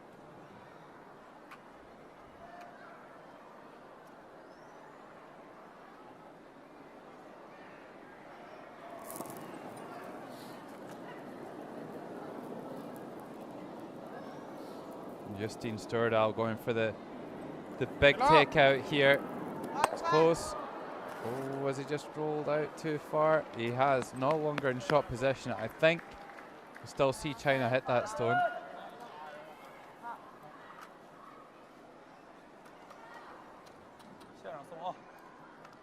It's good he stuck around the edge of the rings. It still forces China to make a choice whether or not to go for it, hit it. They could choose to draw to the open side.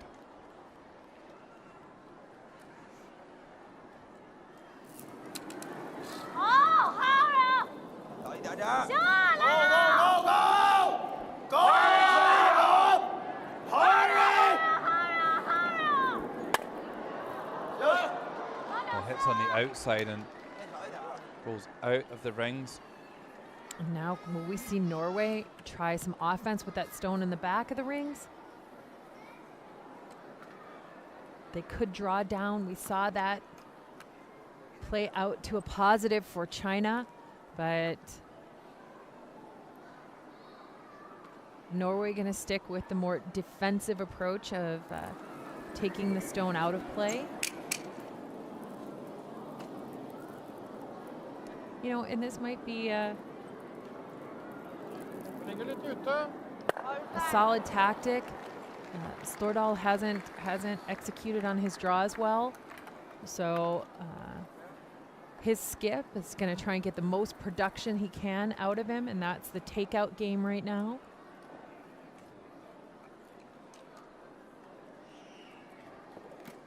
Well, nothing really in play. There's that red stone right over there by the boards, but it's not really in any sort of a useful position for anybody. China could try and draw one alongside it. That would probably be their best option.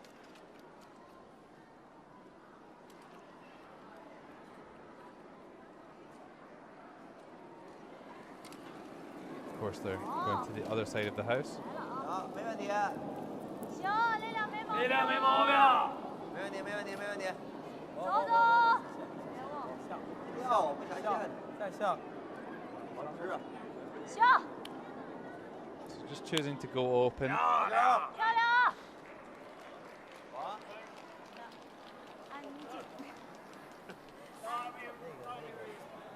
He's pleased he found a little bit of draw weight there.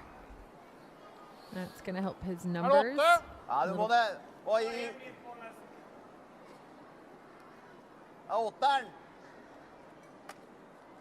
Bensiden. Nei, Mindris. Oh, they talked about maybe throwing the other turn and then went back to the original call. Yeah, I just wonder if they've been thinking about previous shots and some of the misses that they've had down this line, both from Severson and from Lorentzen. Yeah, it's not about the spot in the ice. It's how they're choosing to handle it. No problem on that one.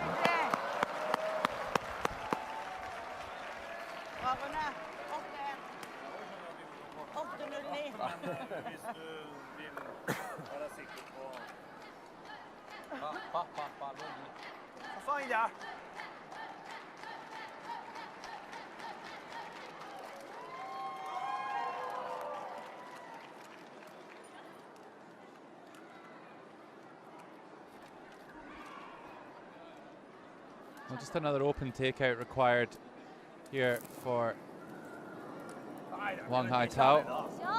Should be straightforward.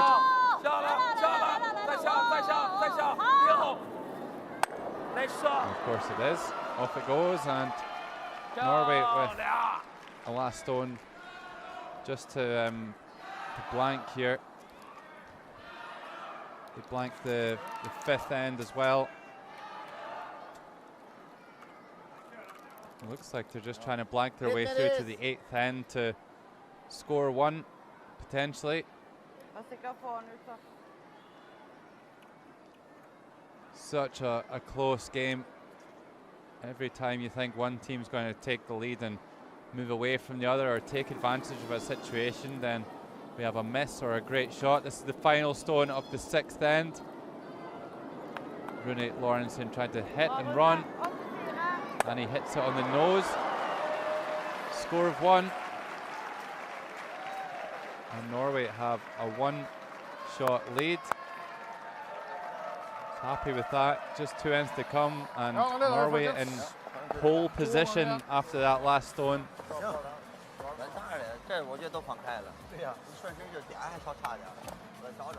this really could still go either way. After 6 ends, Norway with a one-shot advantage.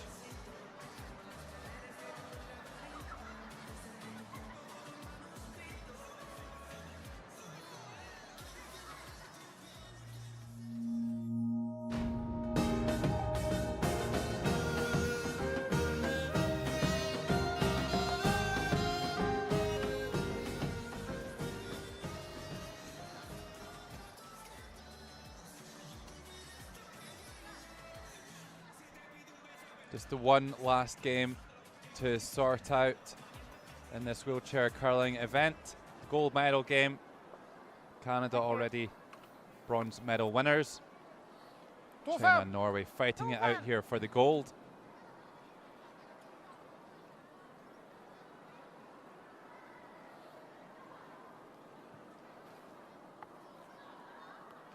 Just 2 ends to play here of the regulation 8. This is Cecil Loken getting us underway. Norway forced to score 1 in the 6th end, and therefore they start the 7th. That's Justine Stordal holding the brush there, skipping for the time being, as Rune Lawrenson's clearly just nipped off for a quick refreshment break.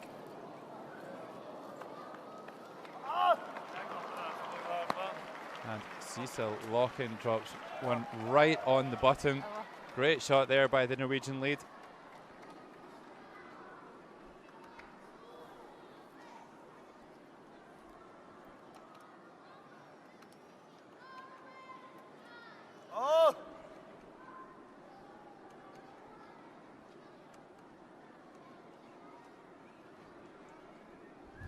Well, no prizes for guessing what shot that China are going to call here.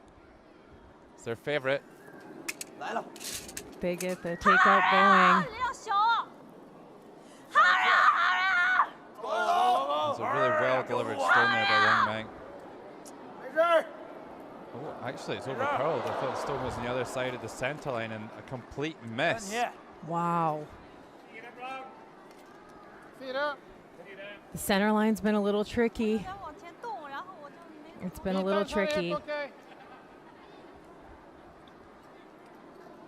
Well, now Norway can throw a guard on that stone and maybe steal. They could be thinking steal here already here. Well, with a well-placed guard after the perfectly placed draw, steal is absolutely possible.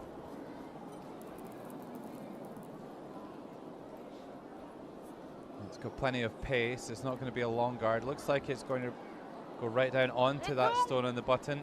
Maybe even past it, actually. That's that quick spot on the ice. We've seen that a couple of times this game.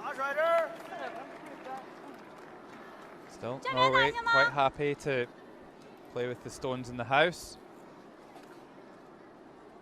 They've got the lead. They're okay with that. They would love to force China just to score 1 though here in 7. Take that last stone down the 8th end. PyeongChang needing to make some corrections after that previous miss. She's got the other turn going this time. Oh, and she bounces that stone. It's got a bit of a better line though. She has the double? No, not quite, but a great shot. She sits count in the center of the rings right in front of the Norwegian stone. Norway's going to have to navigate their own stone in the back of the forefoot to get rid of that Chinese counter. Ryker altså for hele øret. Treffe der. Holde måte på linja, tror du?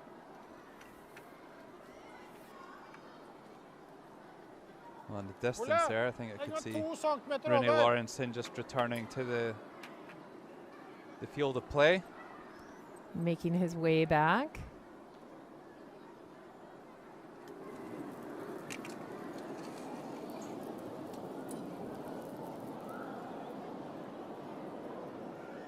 Severson trying to make the takeout here. It's over curling. He loses his back yellow. Keeps China intact in shot position. Yeah. So that was the danger. It was a tough spot to navigate. PyeongChang set that up beautifully. And Severson overcurls a bit. He's not been at his best today, Severson. Luckily, his skip was playing very well. Leo Wei trying to split the rings here, drawing out to the right-hand side of the house. Looking pretty good. And it starts to move a ton over to the edge and just hangs around back there. Great weight management. Fantastic shot.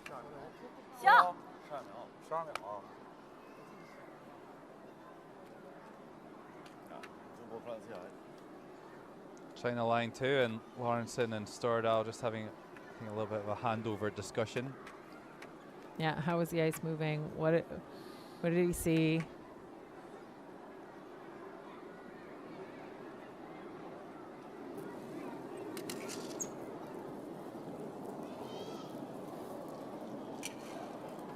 So looking for a hit and roll towards the other one. That's oh boy, right through the wickets.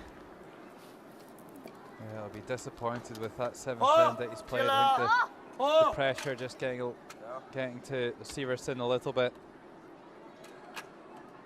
Yeah, this is his first Paralympics, and then to be in the gold medal final, it's an incredible accomplishment, but it's an incredible amount of pressure as well. I mean, it could be something else entirely. We're taking a bit of a guess there.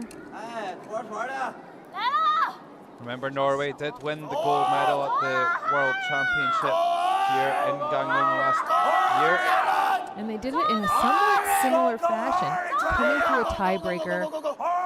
Very tough set of circumstances. Well, China with the miss of their own comes up short. Would have liked to get that one in the house to lie 3, and Leo Wei disappointed with that one. It's not a terrible setup, though. That's a corner guard, and with some patience, they might be able to work their way over towards that. They could hide a rock behind there later in the end.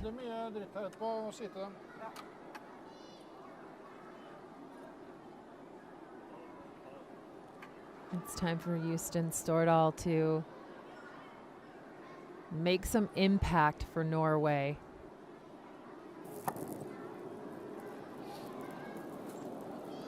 Not a lot of rotation on this one from Stordahl. I don't know if he just lost it when the stone lifted there and the release. Good enough to make it go, though. A ton of pace on it. Kind of held the line. Now, China with a great chance to come around this corner guard. Maybe they can even score 3 here in the 7th end if they string a few good shots together.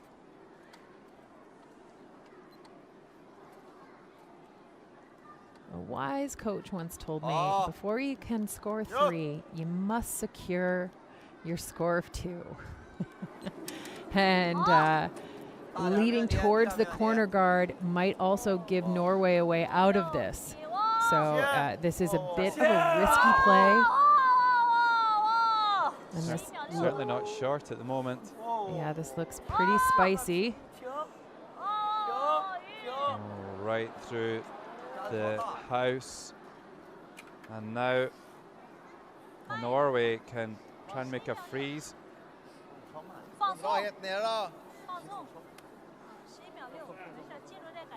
The pressure cuts both ways.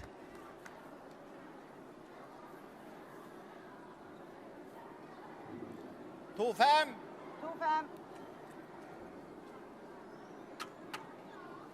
think they're just playing a straight draw, maybe, rather than the freeze. Yeah, straight draw to above the tee line, tucked underneath that corner guard. Oh, that would put so much pressure on the opposition. A better rotation on this one from Stordahl. Has it got the running to get past that guard? Just coming into picture now. It's a good line. Has it got the weight? It just touches the top one. I'm not sure it would have made it anyway. And China will have another chance. Hadde jo gjemt seg fullstendig, da, hvis I han wonder if hadde- they might choose to split the rings this time with that yellow guard being so tight to the house. Den suger mer og mer isen, antagelig. Nope. Choosing to come around again. Ah. Ja. The bonus to this is that this man is the one who just threw down the path. Ah. He's playing very well despite that last rock going through the house. So this is about a minor adjustment. He needs to take 6 or 7 feet of weight off the shot. The pace looks great if he's got the line. This is a fantastic shot. They would have loved it a little bit deeper, but he made a nice adjustment from the heavy rock he threw the first time. And Chen Jianxin helps China sit count 1 and 2. Yeah, and remember that is a shot lying second shot in there. It doesn't have to be fully in the house, it just has to be touching that outer blue circle to be in a scoring position. Now, Brunei, what do you fancy here? Well, if he's throwing the draw, that is a bold decision. It looks like his third is positioned for the draw. Så be om litt mer is, da. Go for the double takeout and 2 reds. Få That litt would mer! probably be the safer decision, and that way that you're pretty much thinking, well, at least China aren't going to score more than 2, and we're still in good shape to win the game.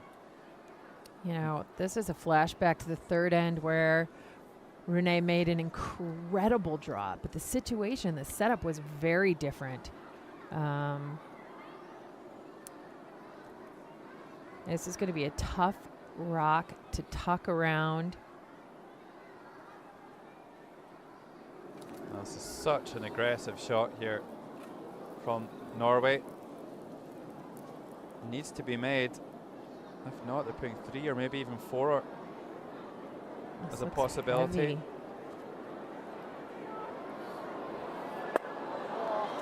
Just pushes it up. And that's what I was worried about. He's left the guard as well, and China can hide a third one now.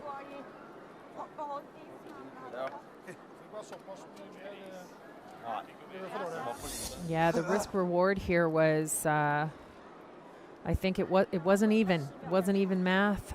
It was way more risk than potential reward.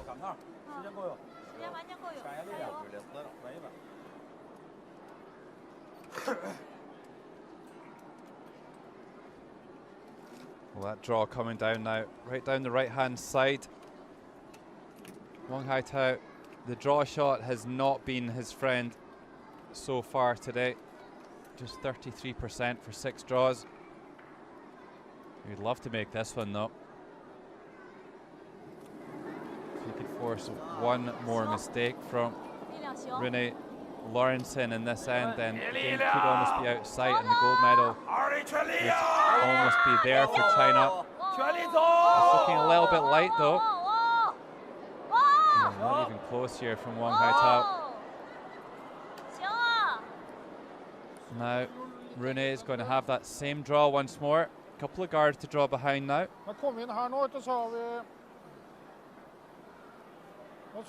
They're forced to play it this time. They don't have the option to play that takeout. Yeah, this is now the only shot left for Norway. Har du dratt hit? Ja, men den gule der.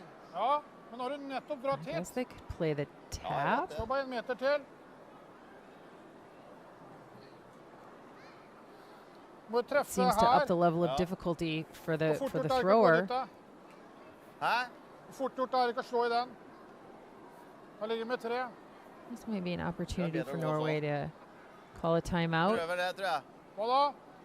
Well, the other option could be to play a raised takeout on that yellow stone that just to Få is på yttersida av den gule, the den left innerste. of Justine Stordal there. Yeah, the middle stone.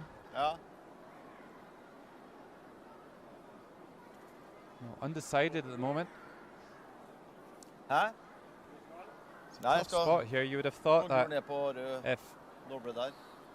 if Rune threw a draw with his first one, that he would do the same again with his second. Yeah, that seems the natural choice. But it looks like they're going to try and make that run through the hole. The angle takeout through the hole.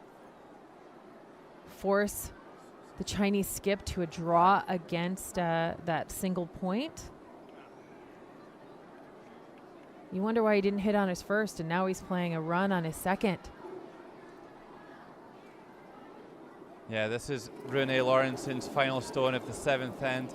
Maybe the pressure just getting to the Norwegians a little bit. And this one's curling hard and will over curl onto the red. Squeezes one in. Has that gone in for second shot? It might have, but I'm not happy with that throw. He is not happy with that throw. China sitting count 1 and 2. They need the full 12 foot for a third point. Just not even close in the end there, and I think that the call on his first shot may well be the one that he rues there. Played the draw, came up short, and now China drawing for a huge score of 3 here in the 7th end. Final stone, Wang Hai Tao. He's not made many draws in this game, but there was a time to do it. It's right here and now. He was short with his first one, and this one's got some running on it. Needs it to stop. Oh my, right on through the house. Only a score of 2 for China. What a chance to move 2 shots ahead with just 1 end to go. And Wang Hai Tao just cannot work out the speed of the ice at the moment. It's been a real struggle for him throughout this game. And it's going to be a 1-shot game coming home. Norway trailing, so they do have that last stone advantage in the final end.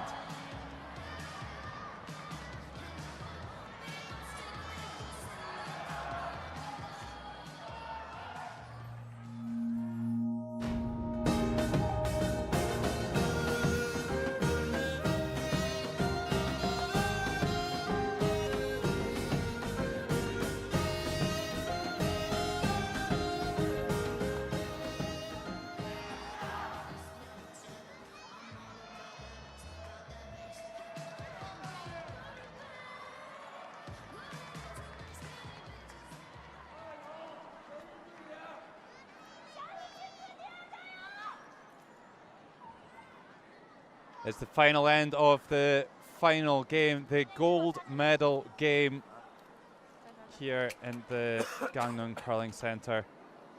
The 4th edition of the wheelchair curling event since its inclusion in 2006. We've never had a gold medalist other than Canada. They've won the first 3 events in 06, 10 and 14. They won the bronze this time. This time it's going to be China or Norway getting the gold. And there is literally nothing between these 2 teams. 1 shot on the scoreboard. Norway have that last stone advantage. We may well see an extra end yet. And Norway have been particularly strong in the extra ends. They've won their last 2 or 3 games coming through 1. So Wang Meng just throws into the front of the house. Norway, so tough. They have been on the edge of elimination really since the beginning of the tournament. Those opening 3 losses, if anyone can answer in this moment where they're down, their backs against the wall, this is their last chance. It is this team from Norway. Trying to come around that stone at the top of the house, not interested in using the free guard zone. And perfectly done by Cecil Loken. She knows exactly where the button is. That is a huge shot, given the circumstances, the pressure, what is on the line.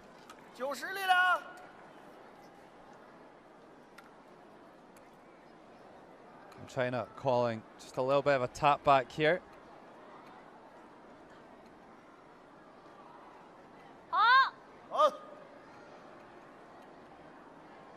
So she makes the ready call.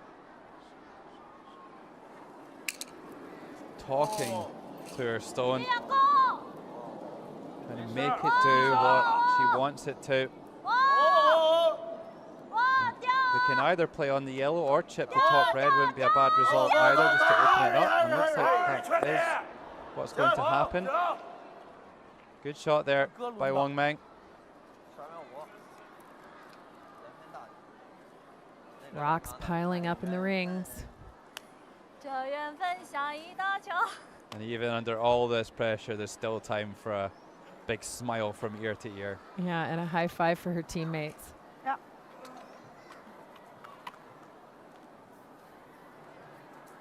Norway calling the takeout on this wide red stone.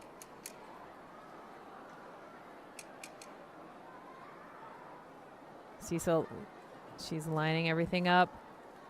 She gets herself set, and she torques that wrist right over the top of the delivery stick.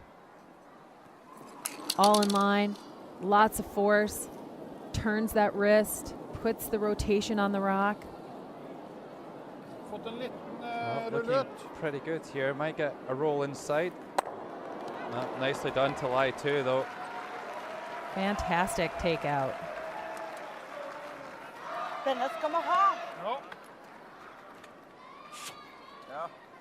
They know they've got a great chance here, Norway.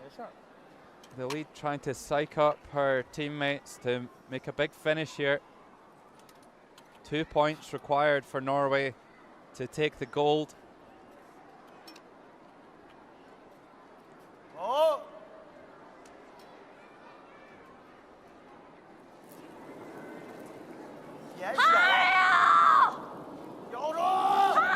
Leo away with the same takeout on the same line.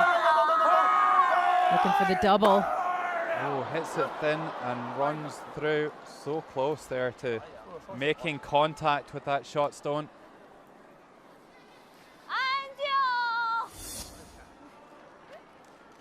Just hits about a third of that first one. Half stone would have been close. Now Rooney, where do you want to put your next one? Leo Wade just shearing that one on, trying to calm down, obviously feeling a bit of pressure, a bit of nerves. Norway likely to split the house.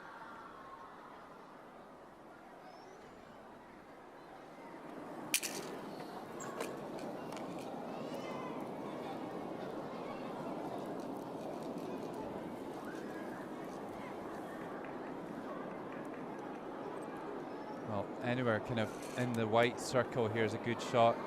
Severson, though, still continuing to struggle. That one right on through. Oh, such disappointment. Oh, he wants to come through for his team. Yeah, he just wants it too much at the moment. He's still got a shot to play, though, so needs to get his head together and give his team the best chance of winning this game and this event. None more important than the Paralympic Games once every 4 years. You don't want to have to wait until Beijing to have another pop. Well,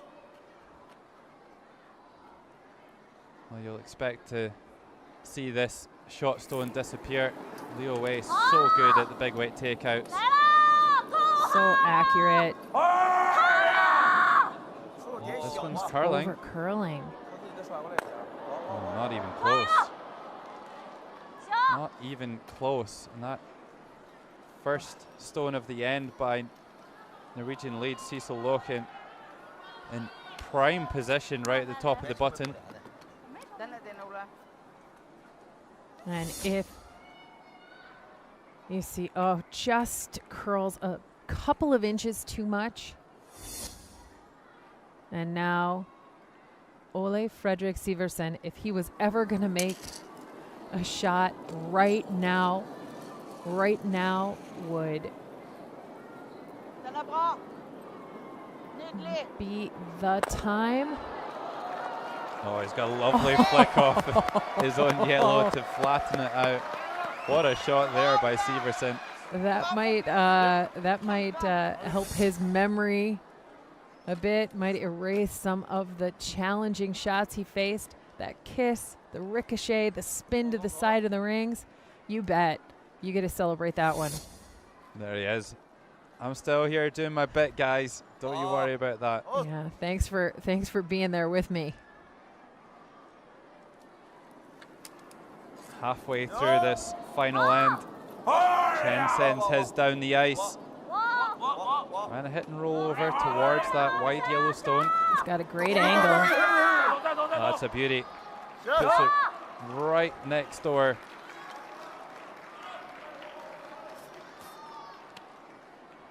Norway have got a tough task on their hands to score 2 here. They need to pretty much play a perfect end. No guards in play. That was their decision. Didn't use the free guard zone. Well, they knew their lead could put a great rock in play and put some pressure once Wang Meng, the Chinese lead's rock, wasn't in the perfect spot. Now looking for the perfect hit and roll. It's curling a ton. Oh, he's missed it. And again. He has missed it on the inside. And Norway just can't seem to string a combination of stones made together. Over curls, and China favourites really now in this game. Still a great chance for Norway to score 1, but that would take him to an extra end, and then China would have the last stone.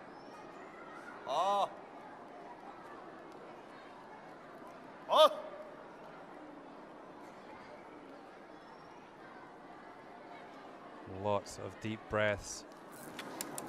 I bet his heart rate is going 200 right now. They're happy with it. Bangs it on the nose, sticks it around to lie 2. Now you wonder, can Norway nuzzle a rock right in there? It looks like a pretty comfortable spot to sit a rock if I was Team Norway. Team China thrilled with the fact they're sitting 1 and 2. So what to do? Well, looks like Norway calling the takeout here.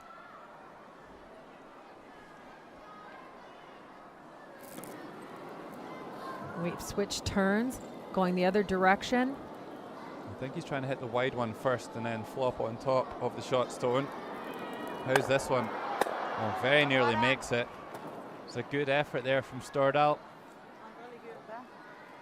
Only 2 stones in play, and they're side by side. Just skip stones to come here in this 8th end.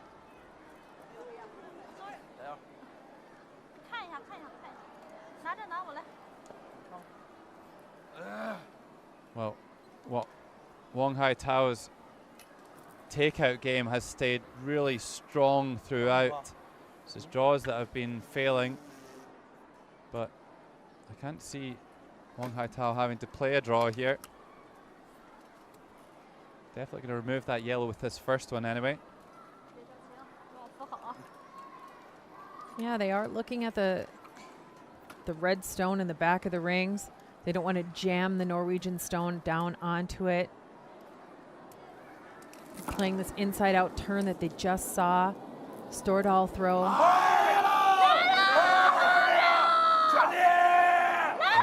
Wanting it to curl. Oh, perfect shot. Oh, that's a beauty. China are looking good for the gold medal.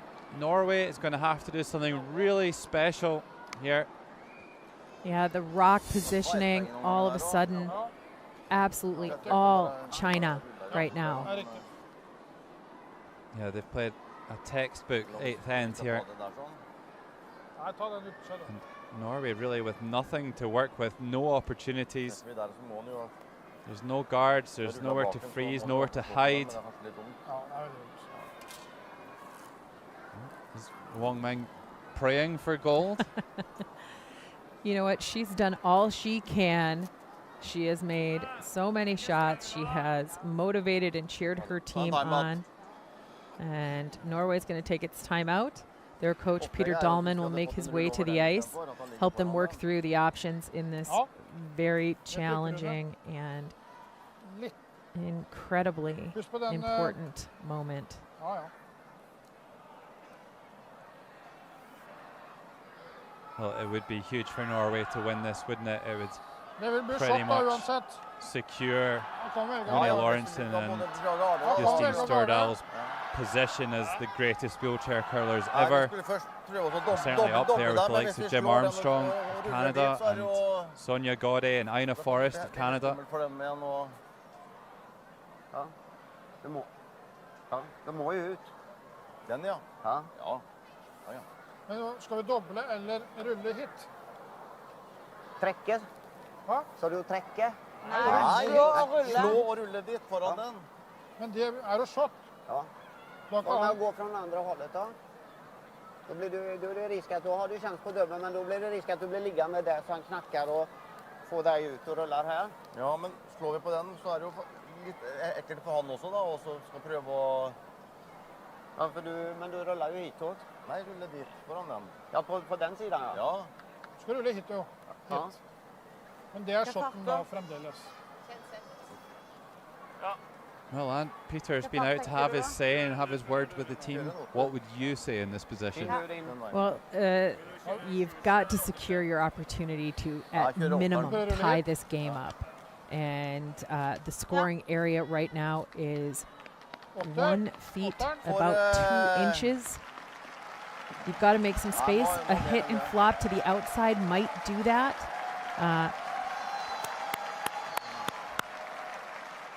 You might want to roll farther away than sit right on top. If China were to ever get really aggressive and really bold and throw a guard on that, you'd have stymied yourself. So you might want to roll a little bit farther away and guarantee your chance at the extra end. With those misses that they've had this end, just tying it up is a bit of a win. I know it's tough to steal, but 2 is looking very unlikely at this point. So securing that extra end would be all important.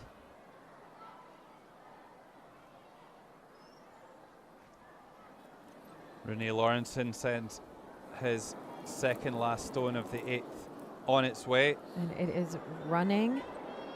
Maybe get within double. No, he's made a good effort this hit and roll and at least opens up that 4-foot, like you said, Anne. Yeah, I know that's not exactly what he wanted. He wanted to sit right in front of the Chinese stone, counting on the fact that they would try and blast at it. Maybe it would stick around. But this also shows him how to make his next shot that he might need. He's like, that's okay.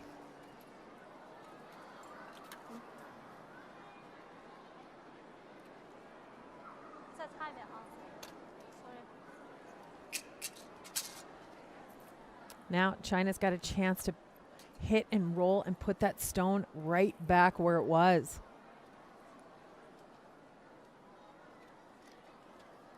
First goal, primary objective. Wang Haitao needs to remove that potential winning point for Norway.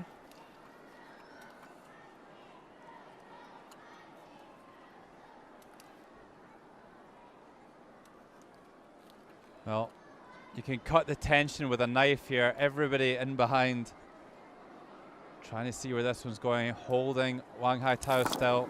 He delivers his final stone of the regulation 8 ends. Just needs to get that Norwegian stone out of there, really. Running a little wide at the moment.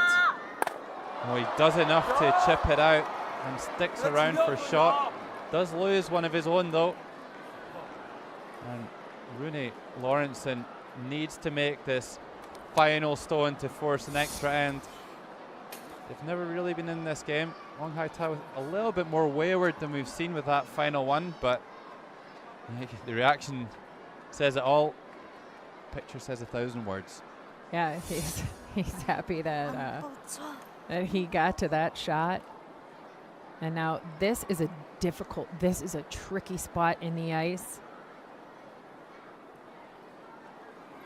Well, final stone of the 8th end, a must make here for Rune Lauritsen to extend this game. And if he makes it, we'll go to an extra end. He has. Unbelievable.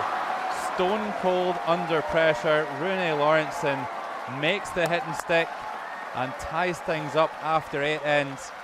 There's Rike Iversen, the alternate on the Norwegian bench. China played a really good 8th end there, and Norway just forced to take one. We're going to need an extra end to sort this one out, though. It's 5 each.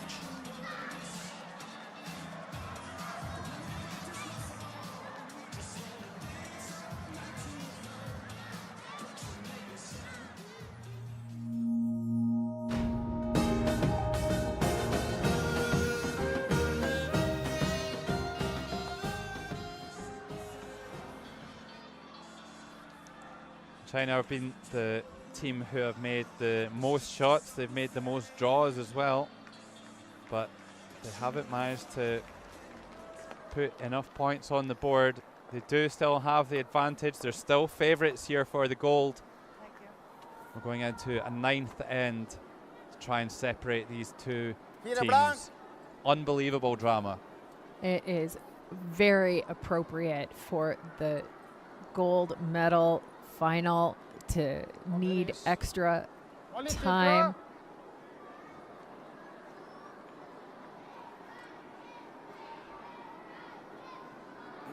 And each team's goal is going to be really, really clear. Norway needs to take advantage of the free guard zone, put 2 rocks on the center line right in front of the scoring area.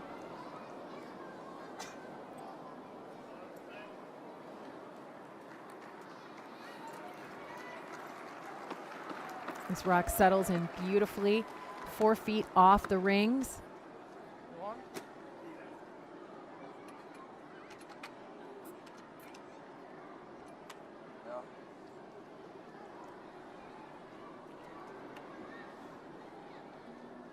Well, you know, Norway have been in extra ends in both their last round robin game and the semi-final and come through them both. They stole to defeat Slovakia to secure their place in the semi-final. They'll need to do it again here to win the gold medal.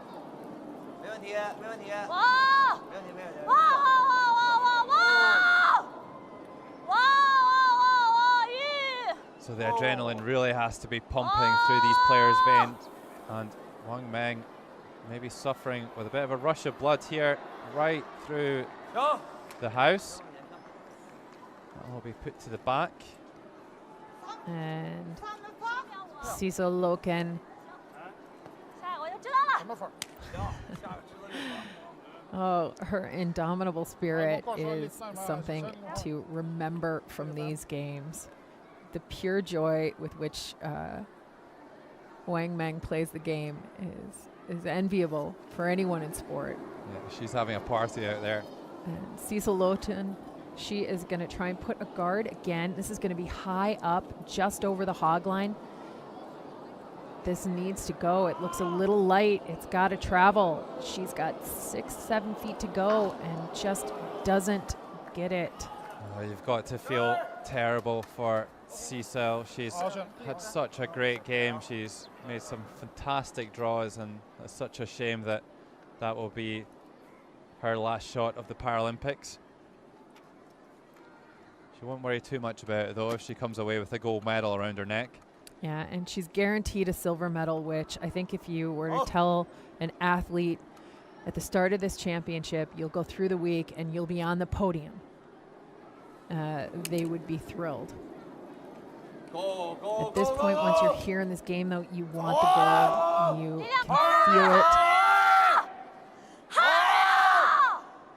Well, they're yelling at it. The sweepers are trying, but that one over curls into the guard, overcorrects that first stone, and a couple of stones well positioned for Norway to try and steal here.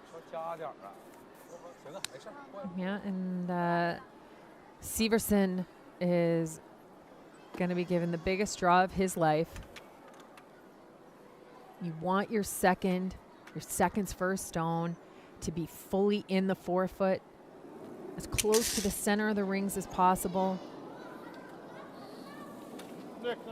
He's only 19% for 4 draws in this game, and this one doesn't look like it's going to get the job done either. Does err on the correct side though, and leaves more granite out front. Yeah, and I think it'll be tough to remove all 3 of those stones if anyone can handle that job. Oh, we're gonna see. I was gonna say, is he gonna draw? That would be an extraordinarily challenging choice to make at this point. Liu Wei is going to try and remove a couple of these stones. Now, here he comes. It really is like he's out there playing snooker. He's right over that delivery stick. Yeah, he's playing snooker with a 42-pound rock that he just manages with just incredible power. He's going to get a... Oh, he just misses. Over curls a bit. Well, Severson with another chance at this come around draw.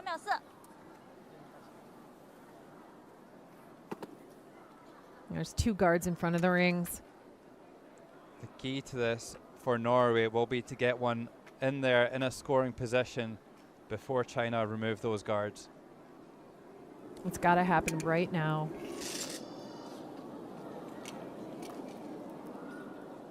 This one looking light as well. Yeah, just not enough pace. Still though, at least it's in a guarding position, protects those 2 stones closest. Oh, is that ever a nuisance?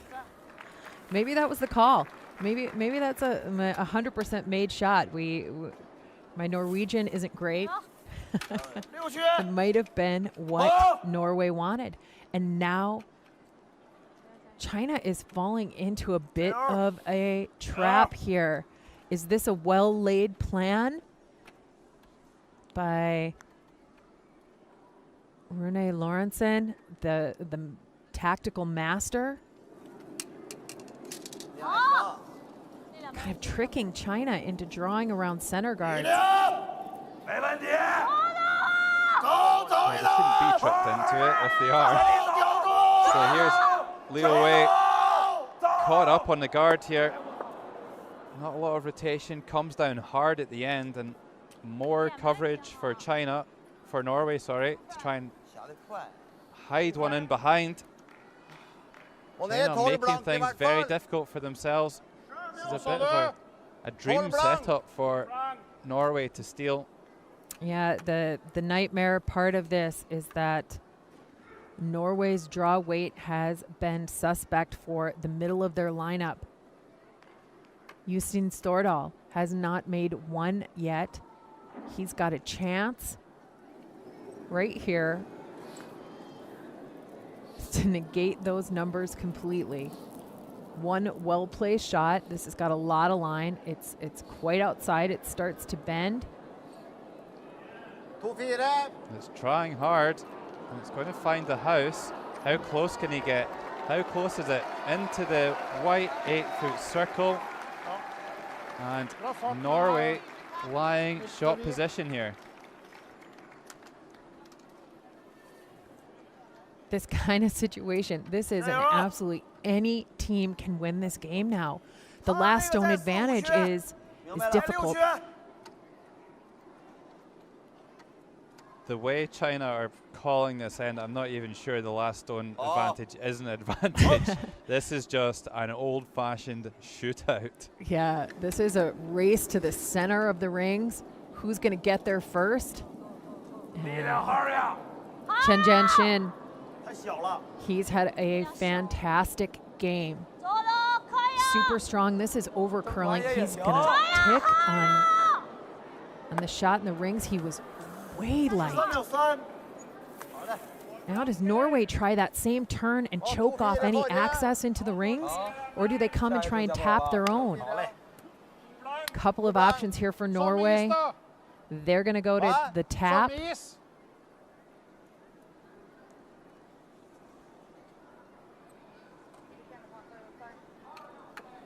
Well, both teams used their, in fact, China didn't use their timeout during the regular time of the game, but both teams do have an additional timeout. They have one timeout that they can use in the extra end. Still available. And a little bit extra weight. These rocks run really straight. It's starting to hook. Is he going to be able to make an impact on his stone? I think he's been a little bit tentative with this one, but he does guard it at least. That's a shame. Could have been a bit more aggressive with that shot. Yeah, just a little bit bolder. His coaching staff might agree. China being forced wider and wider out onto the right-hand side of the sheet. It's an absolute, what we call a Christmas tree setup, a staggered pine tree setup. Where it looks like the branches of the pine tree. On both sides as well. Yeah. Whoever gets closest, tucked around there, it's going to be very difficult to remove.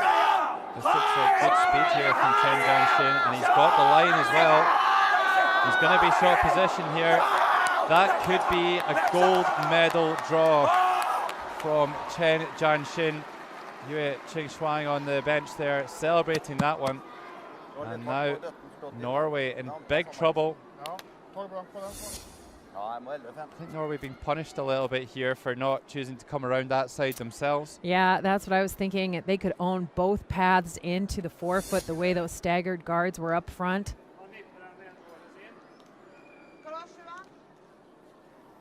Well, Rune, you've pulled out some absolute beauties throughout this event, and a couple of great shots in this final as well. If you ever needed one more in your career, this is it. And this needs to be a bold throw. He needs to throw about back line weight. He needs to just chip his stone over in towards the button.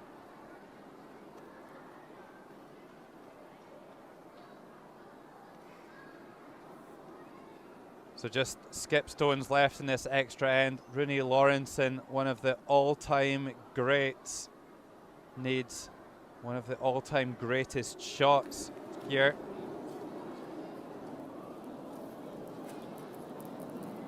So running straight, hanging out there, waiting for it to curl. Needs to come down now, needs to come down.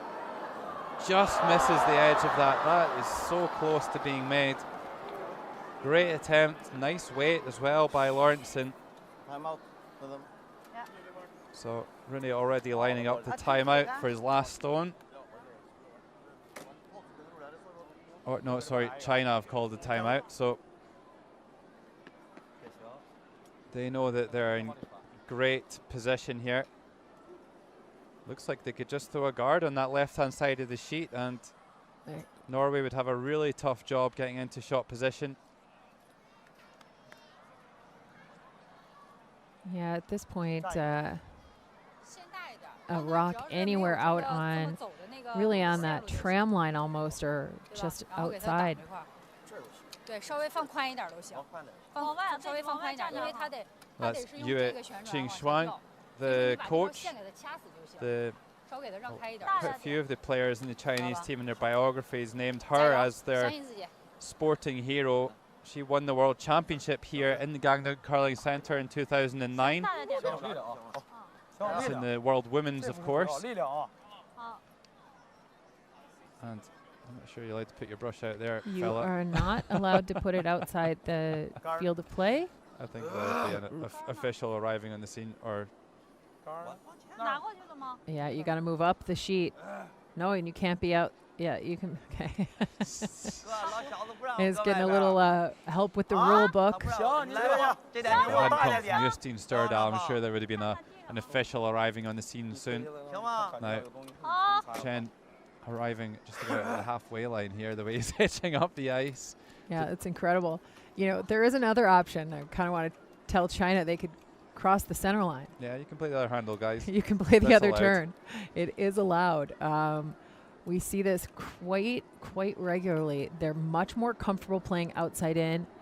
They play this turn with regularity.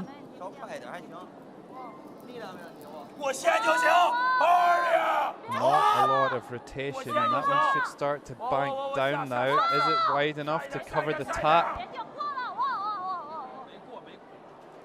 It isn't, I don't think. No, they seem pretty happy with it. Maybe just.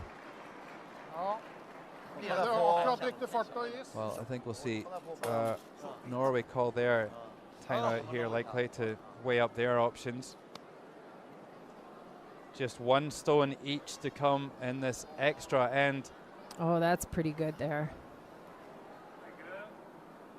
A little bit less weight than the previous one. I think the shot's still there, though. Just need to bend it like Beckham. Yeah. This is a very tough visual. You have to believe. If you're Rune Lorentzen, you have to believe the shot is there. This is without sweepers as well. An even more difficult task for the great Norwegian skip. Just trying to tap that yellow stone into the forefoot, into shot position. If he doesn't make it, China will be the gold medalists. It's on its way. Plenty of rotation. Needs to curl. Needs to curl now. He's past the guard. Oh, what an effort. What an effort. It's not good enough, though. It doesn't push it far enough. China are the gold medalists here in the wheelchair curling event at the Gangneung Curling Centre. And they are on top of the world. Unbelievable scenes. What a game of curling that was between two great teams. Wang Haitao, probably the most valuable player for any team throughout the week. He is a force in the sport of wheelchair curling, a force. And the tears will start to flow of happiness for China. Wang Meng is beside herself. Xing Shuangyue, the coach, well done to her. Coaching this gold medal winning team from China. It'll be exciting for them to be back in 2022, defending on home turf as well in Beijing. Final score here in this gold medal game. In an extra end, People's Republic of China 6, Norway 5. So China take the gold medal, Norway the silver, and Canada take the bronze. Watch yourself, guys. The flags are coming down. Maybe the cuddly toys will start coming as well. Yeah. I think Norway played an excellent game. They need to be so proud of themselves. A silver medal is an incredible accomplishment. Yeah, that silver medal here at the Paralympics really completes the collection for Rune Lorentzen and Justine Sturdal. Won all 3 colours of medal at the World Championship, 3 times world champions as well. And a 4th time of asking, Rune Lorentzen gets his Paralympic silver medal. The missing one, the elusive one. And the highest performing team of the week here, really up and down the lineup, game in and game out, was Team China. And this is a hard-earned, well-earned gold medal for them. Committee would like to thank our incredible volunteers. think a lot of teams will be paying a lot of money to get Ching Xuan Yu along to events in South Korea in the future. She seems to be a bit of a good luck omen. A happy hunting ground for her, having won the Worlds sure in is. 2009. Coaching this Chinese team to the gold medal here. They weren't the favourites at the start of the week by any stretch of the imagination, but the youngest team, and what a future they've got. They could dominate world curling for years to come. Here's the stats. Wang Haitao, the skip, playing a little bit below his best, but his pals were out there doing the job in front of him. Middle order struggled a little bit for Norway today, but Rune Lorentzen once again pulling out some of the key shots at the right times, just when Norway needed them the most. Unfortunately, he couldn't make that last one in the extra end. It was a great attempt though. Here's the game stats. Norway with the only stolen points of the game. Canada bronze medalists. They overcame the hosts Korea in another really tight game.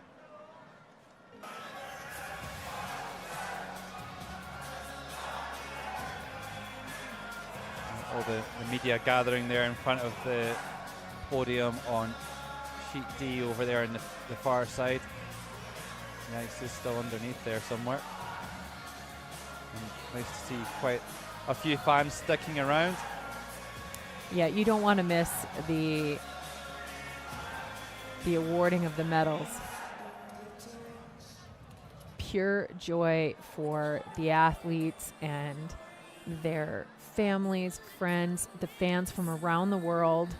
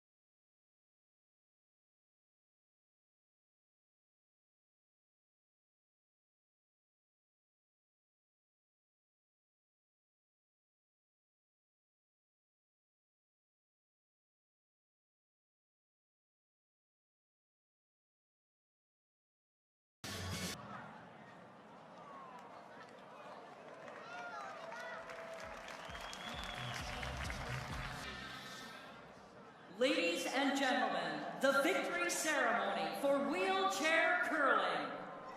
지금부터 휠체어 컬링 종목의 시상식을 시작하겠습니다. So the victory ceremony is coming up here for the wheelchair curling event. The two great finals today, the bronze medal game and the gold medal game. Three very worthy teams picking up those medals. Please welcome the medalists. 여러분, 메달리스트들을 환영해 주십시오. Field of play for the last time in the most wonderful way.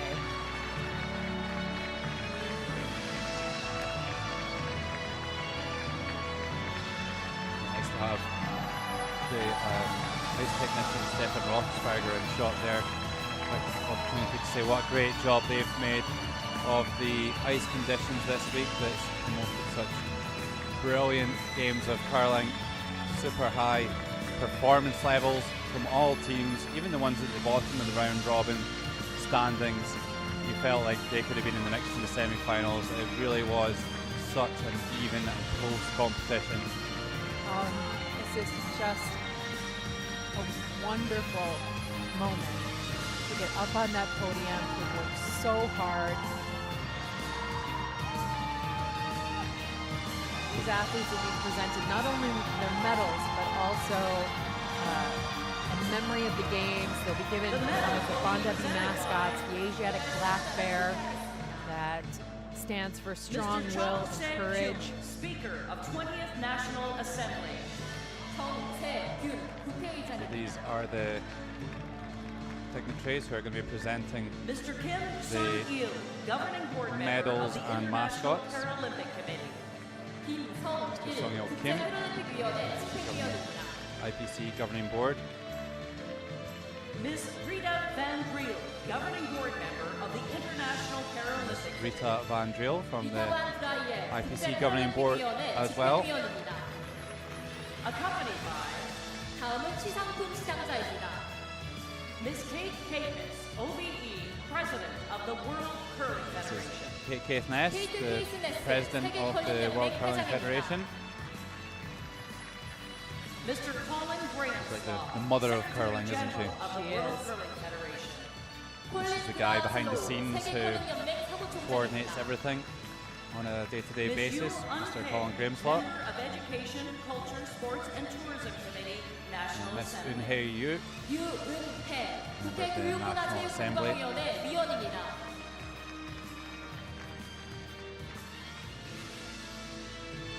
Bronze medalists representing Canada. And 동메달, Team 캐나다. Canada, winners of the bronze medal. They had a great game against the host nation, People's Republic of Korea, the Republic of Korea. This is the first time Canada is not winning the gold, but it is an extraordinary moment to come through those medal rounds and win this bronze medal. Their alternate, Jamie Anseu.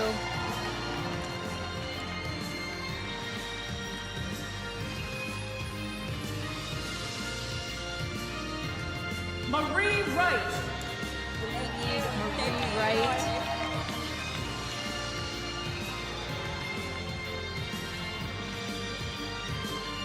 Dennis Thiessen. Second, Dennis Thiessen.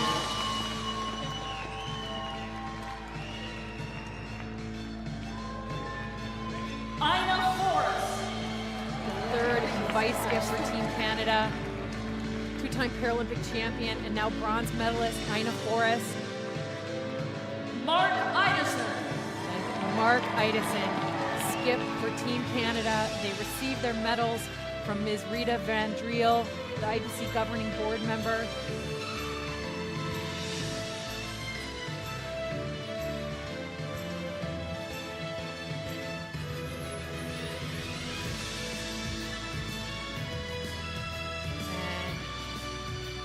And Banda B will be given out by Ms. Eun-hae Yu. She's a member of the Education, Culture, Sports and Tourism Committee in the National Assembly.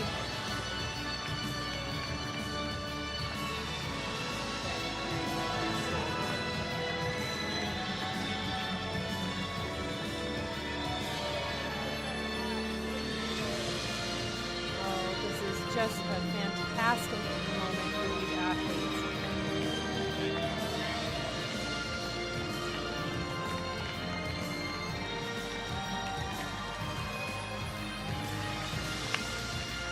And there you have your bronze medal winning team, Canada.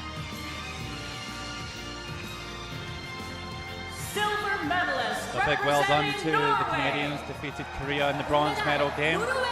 Now we're going to move on to the silver medalists from Norway.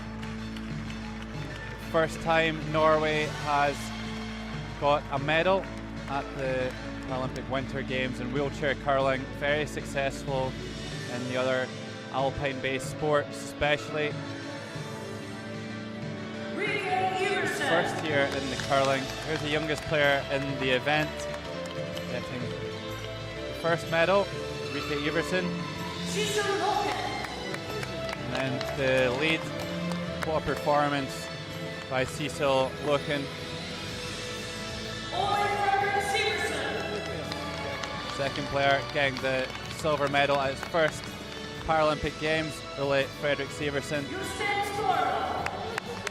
And then the third player, Justin Stordal, competing at his 9th Paralympic Games, the first medal that he's received. And then Rune Lorentzen, the skip, he gets his first Paralympic medal, his 4th appearance in the wheelchair curling event. He's played more games than anybody at the Paralympic Games, and nobody more deserving to be on that podium than him. This will cement Justin Stordal and Rune Lorentzen's position amongst the greatest of all time in curling. Won more medals than anybody at the World Championship, but to couple that with a Paralympic medal, what a career these two players have had. Colin Grahamslaw presenting the mascot, Secretary General of the WCF, and then there was Mr. Sung-il Kim, IPC Governing Board member, presenting the silver medals. Your silver medalists, Norway. Gold medalists and Paralympic champions, representing People's Republic of China. Medal, Paralympic champion, Gold medalist. People's Republic of China win their first Paralympic medal ever, and it is gold. They've had an extraordinary championship week. It is capped off by this moment, a dream come true. Their alternate, Zhang Zhang.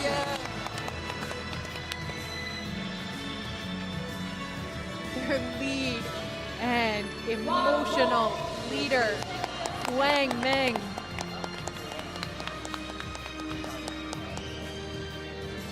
The hard-throwing, super accurate Liu Wei.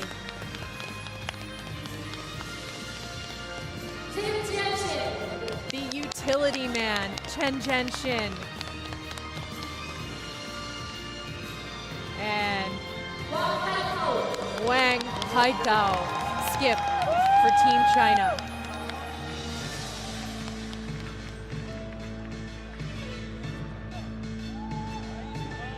Oh, it's real gold. They do the traditional, put their teeth marks in those beautiful medals. And Kate Caithness, president of the World Curling Federation, will deliver the mascots to these fantastic champions.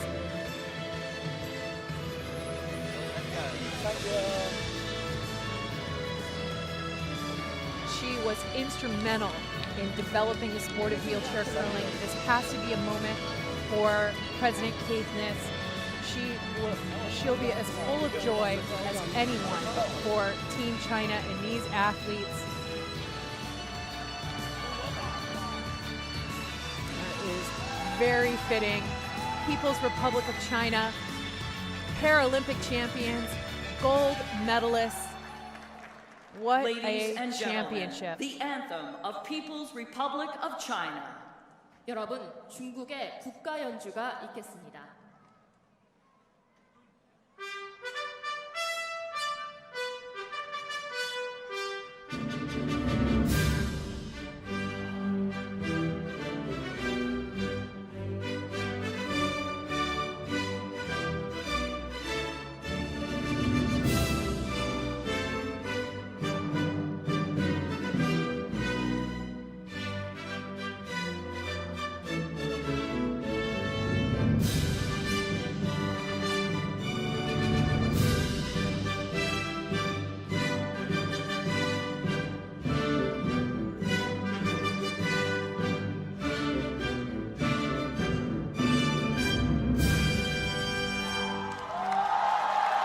Ladies and gentlemen, the Paralympic Medalists.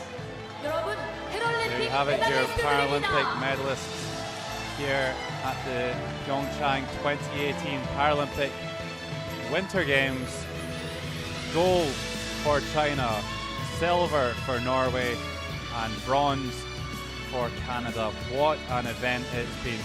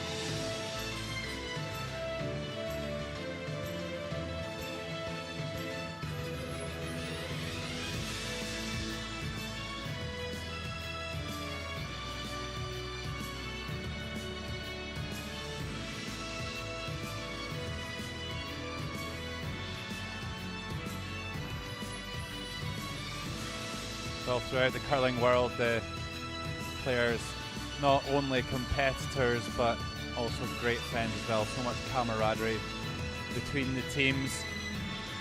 Yeah, the Paralympic motto, that spirit in motion. This is the kind of thing that these events bring out. Just incredible athletic performances, but with tons of sportsmanship and camaraderie. This is probably the first time that the gold medal game players have seen the Canadians who've won the bronze, so I want to congratulate them.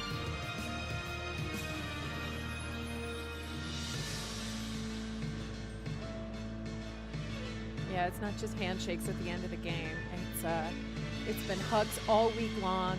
These athletes really are rooting for each other. They want to win so much, but they know that they are unique in the sporting world. 35 countries play the sport. 12 qualified for the right to contest here for these medals. And left standing. Team Canada, Team Norway, and Team China on top of the podium. It's been a beautiful week of curling. It's nice to see it finishing up with these greetings. Yeah, so congratulations as well for 4 years of hard work paying off and getting to the podium. So much respect between these teams.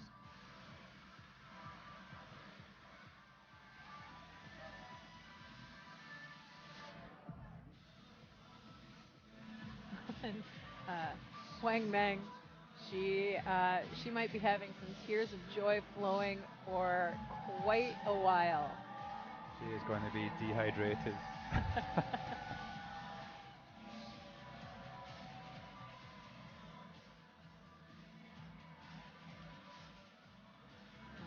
Canada move off into the locker room to celebrate the greatest victory Team China has seen at the Paralympic Games ever, regardless of sport. What an incredible moment. These Chinese athletes are going to be rock stars when they get back to China. The press will be all over them. The heroes of Harbin. I like it. That could stick.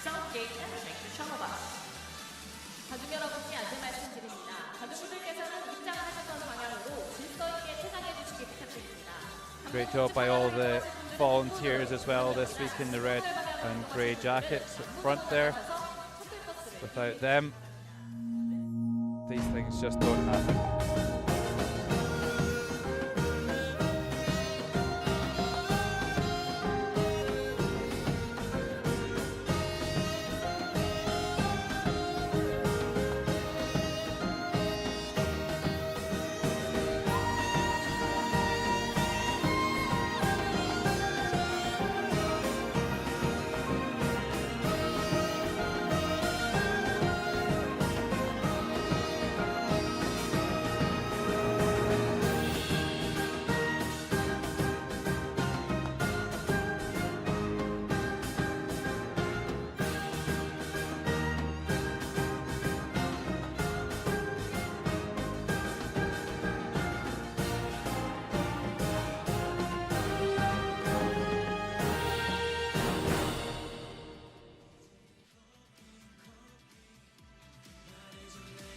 So there you have it, a fantastic wheelchair curling event this week at the PyeongChang 2018 Paralympic Winter Games.